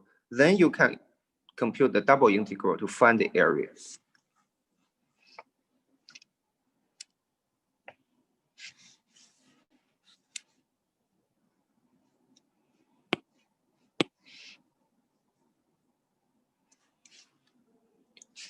So there are other surface integrals that are not computing area of a surface.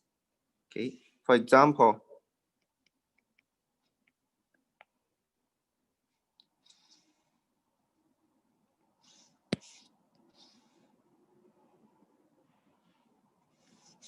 so in general, we can compute a surface integral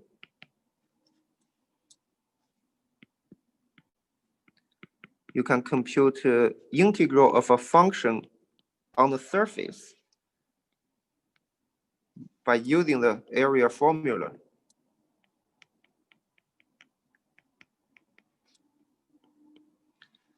That you convert this to surface is two-dimensional, right? You convert this to a double integral by substituting these expressions of the parametric equation. Okay. So now that you convert this function to a function of uv, once you use the parametric equation, it becomes function of uv. Then you also need to convert ds to du dv. So this is the big square root du dv. So in the end, you only need to compute the double integral. Okay, but you may be given the surface integral to compute at the beginning. You need to figure out what's the parametric equation so that you can substitute the parametric equation into the function and compute this part also.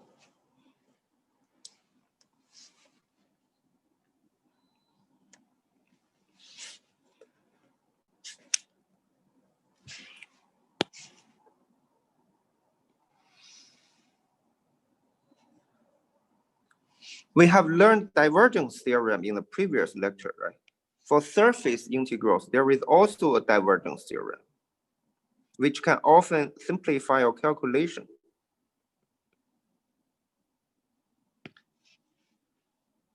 Because surface integrals are complicated. You need to compute a lot in this part. Sometimes you can convert surface integral to standard triple integral in this way.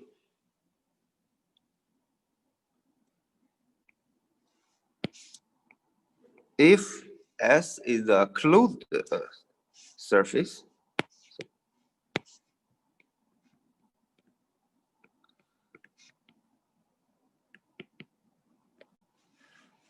enclosing a three-dimensional region.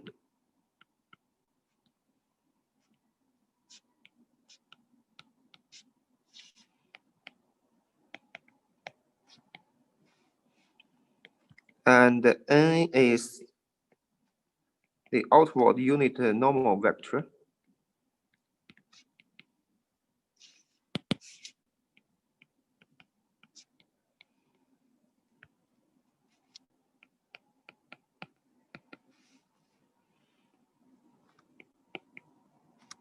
On the closed surface.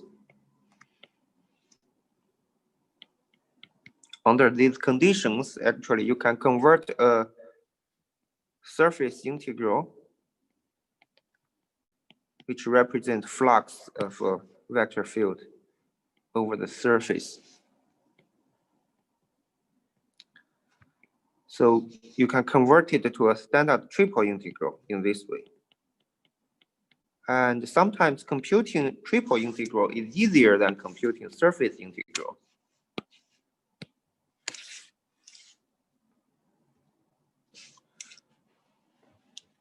Let's look at an example of this question. An example using divergence theorem to simplify your calculation.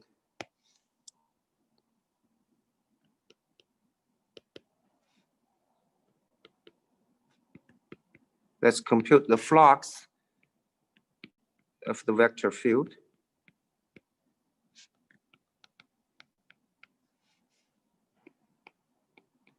Which is given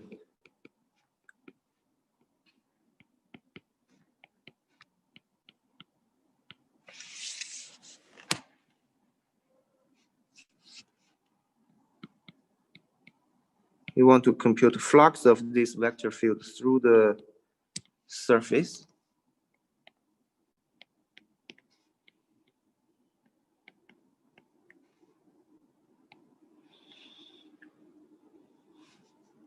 And this surface consists of a paraboloid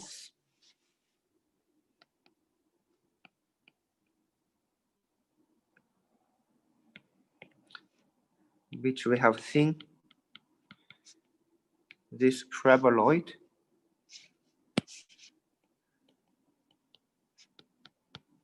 where the parameters xy is in a circle of radius 1.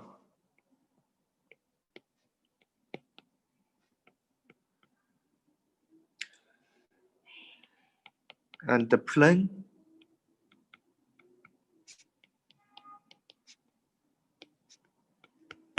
okay. The shape of the surface is you must be familiar.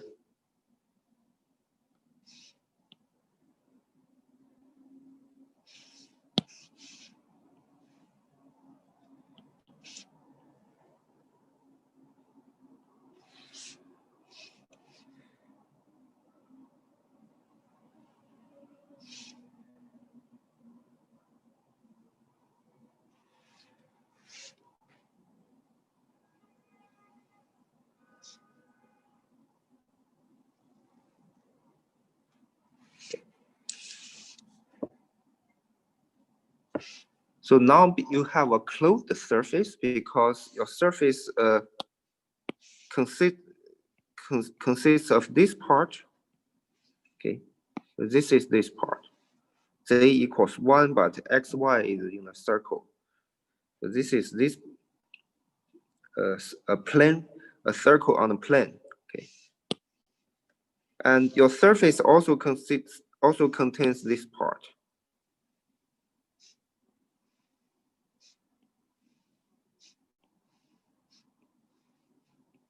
Okay. The red part would be the closed surface.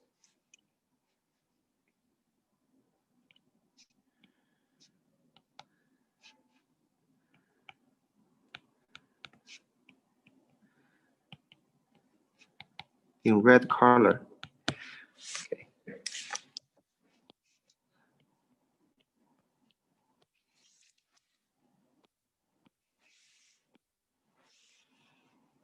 And now we want to compute the flux of this vector field through this surface. Whenever we say flux, we mean integral over the surface of v dot n. We call that flux means this integral. Okay. But according to divergence theorem,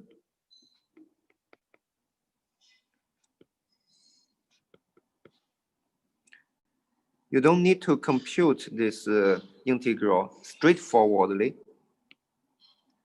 You can convert it to a standard triple integral.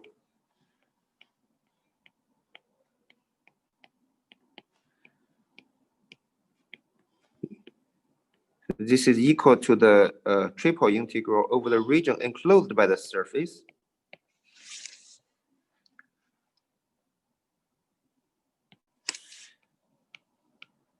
So omega is enclosed by the surface.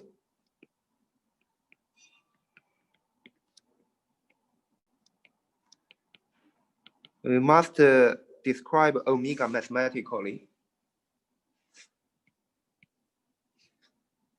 So for points inside omega, inside this 3D region enclosed by the surface, xy must be in this unit circle. And what is z? For points inside this region, the vertical coordinate z must be above the surface of the paraboloid, right? So z must be above the paraboloid. Since z is above the paraboloid below this plane, so z must be satisfy this inequality above the paraboloid, below the plane. Okay. So the second part means below the plane, and this means above the paraboloid. Okay. So this is a condition that z satisfy. And the restriction for xy is this. So let's write down this. Omega is the three-dimensional region, the set of points in the 3D space, such that z is above the paraboloid, below the plane of z equal 1, and the restriction for xy is this. Okay, xy in the circle of radius 1 on the bottom plane. Now let's compute this right-hand side.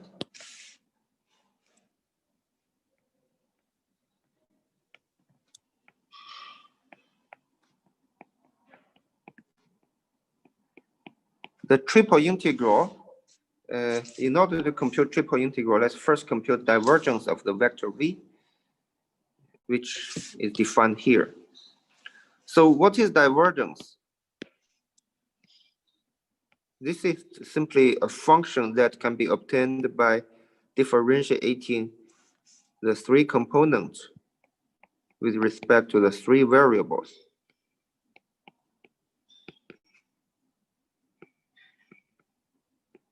Okay, and you see that these two are zero because the partial derivative of z in x, so z is independent of x, different variable, derivative is 0, okay?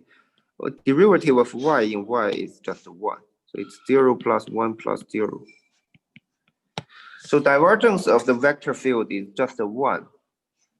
You can substitute this here. Then you find that you only need to compute the volume of the region. Okay. This is a standard triple integral. I believe that all of you can compute this. See, first integrate z. Let's first integrate the z variable because this is the range of z. Okay, we integrate the z from this number to this number. And then let's integrate the y and the x. Okay.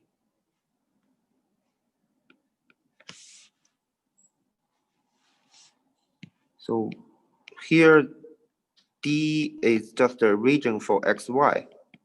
It is the circle of radius 1. This is the region where we integrate x and y. Okay. So now let's continue. So the interior integral for z variable is 1 minus this.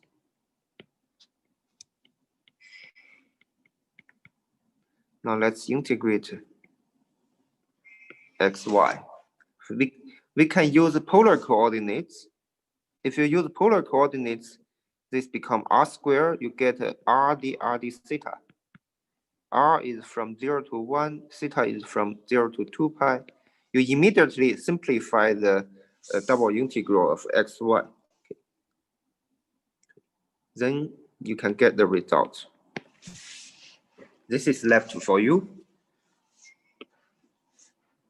And you see that starting from this step, all the following steps are for computation of a standard triple integral, which you have learned in previous lectures. Okay. What you learn in this lecture is just this step. Only one formula.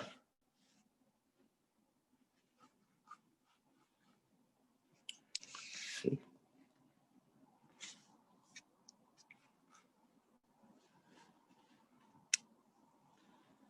So you haven't learned too much in this lecture.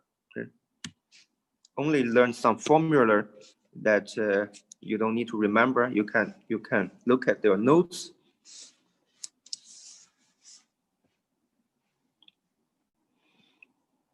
Finally, let's also introduce an additional formula called Stokes theorem,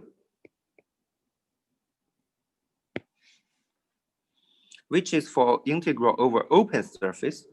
So now this time the surface may not be closed. And when the surface is not closed, it may have a boundary. Well, some students ask, what is the meaning of this triangle? It means this. It means this. Okay, it's just a notation. Okay? Given a vector field, vector valued function, this is just a notation for different function. Okay? This is the function that defined in this way. It's a scalar without this bracket. So it's a scalar function. So given a vector function, you have three components. We define divergence of this vector function to be a scalar function.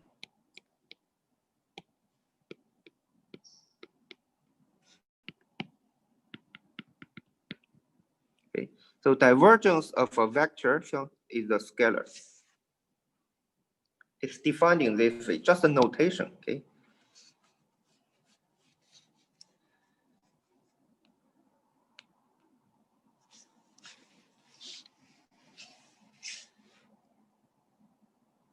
So in this question, this is your V1, V2 is Y, V3 is X, okay? This is given here.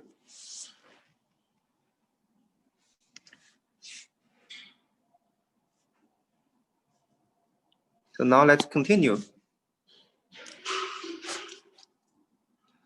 So when S is not a closed surface, it may have a boundary.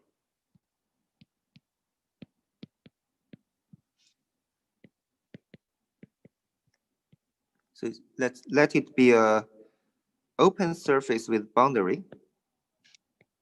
The boundary is denoted by gamma. Okay. So you can imagine that you have a surface in the 3D space, but it's not closed. It has a boundary.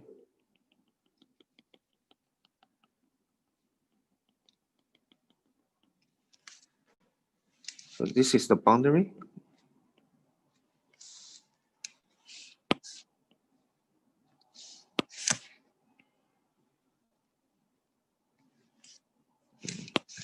This is.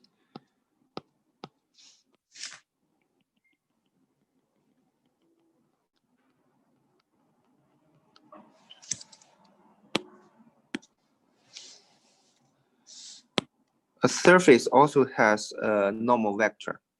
Any surface has normal vector, which is perpendicular to the surface.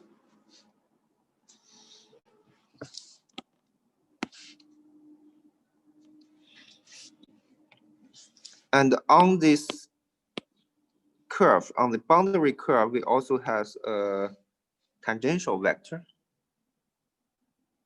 So at any point of the boundary curve, since it's a curve has a tangential vector. Okay.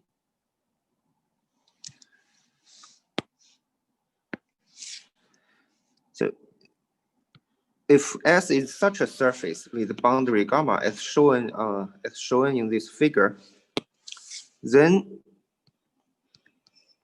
integral of this function. So this is a line integral. It's integral along this curve. Integral along this curve. can be converted to an integral on the surface with this formula.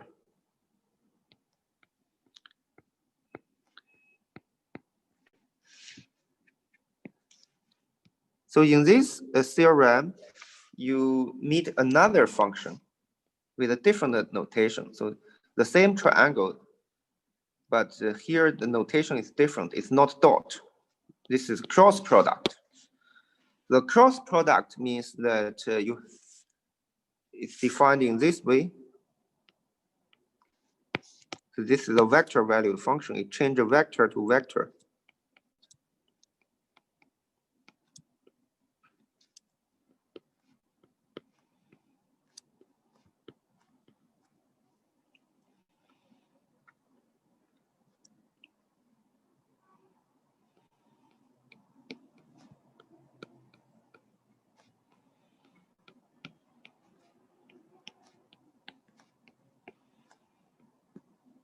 It's this function. So this is just a notation, okay? So in order to compute this function, you need to really expand this determinant out. So the component of I, the first component, correspond to this determinant. And this determinant means that it means V3 times this. It means this partial derivative. So this is purely a notation.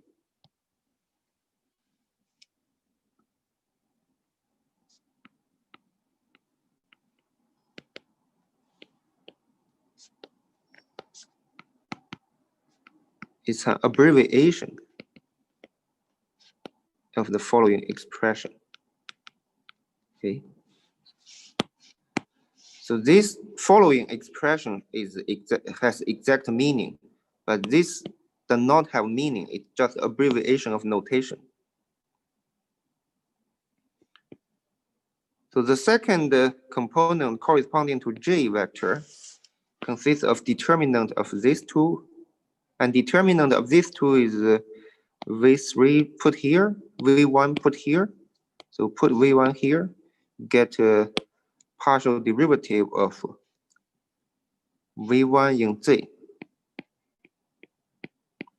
minus partial derivative of V3 in X. And similarly,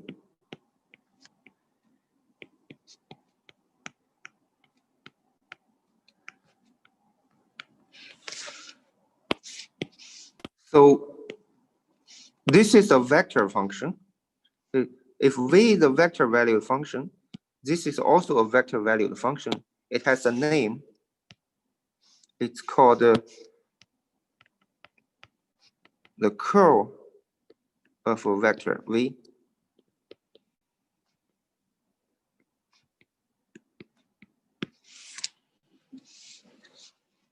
And if you still recall that, this is called the divergence of V. Okay.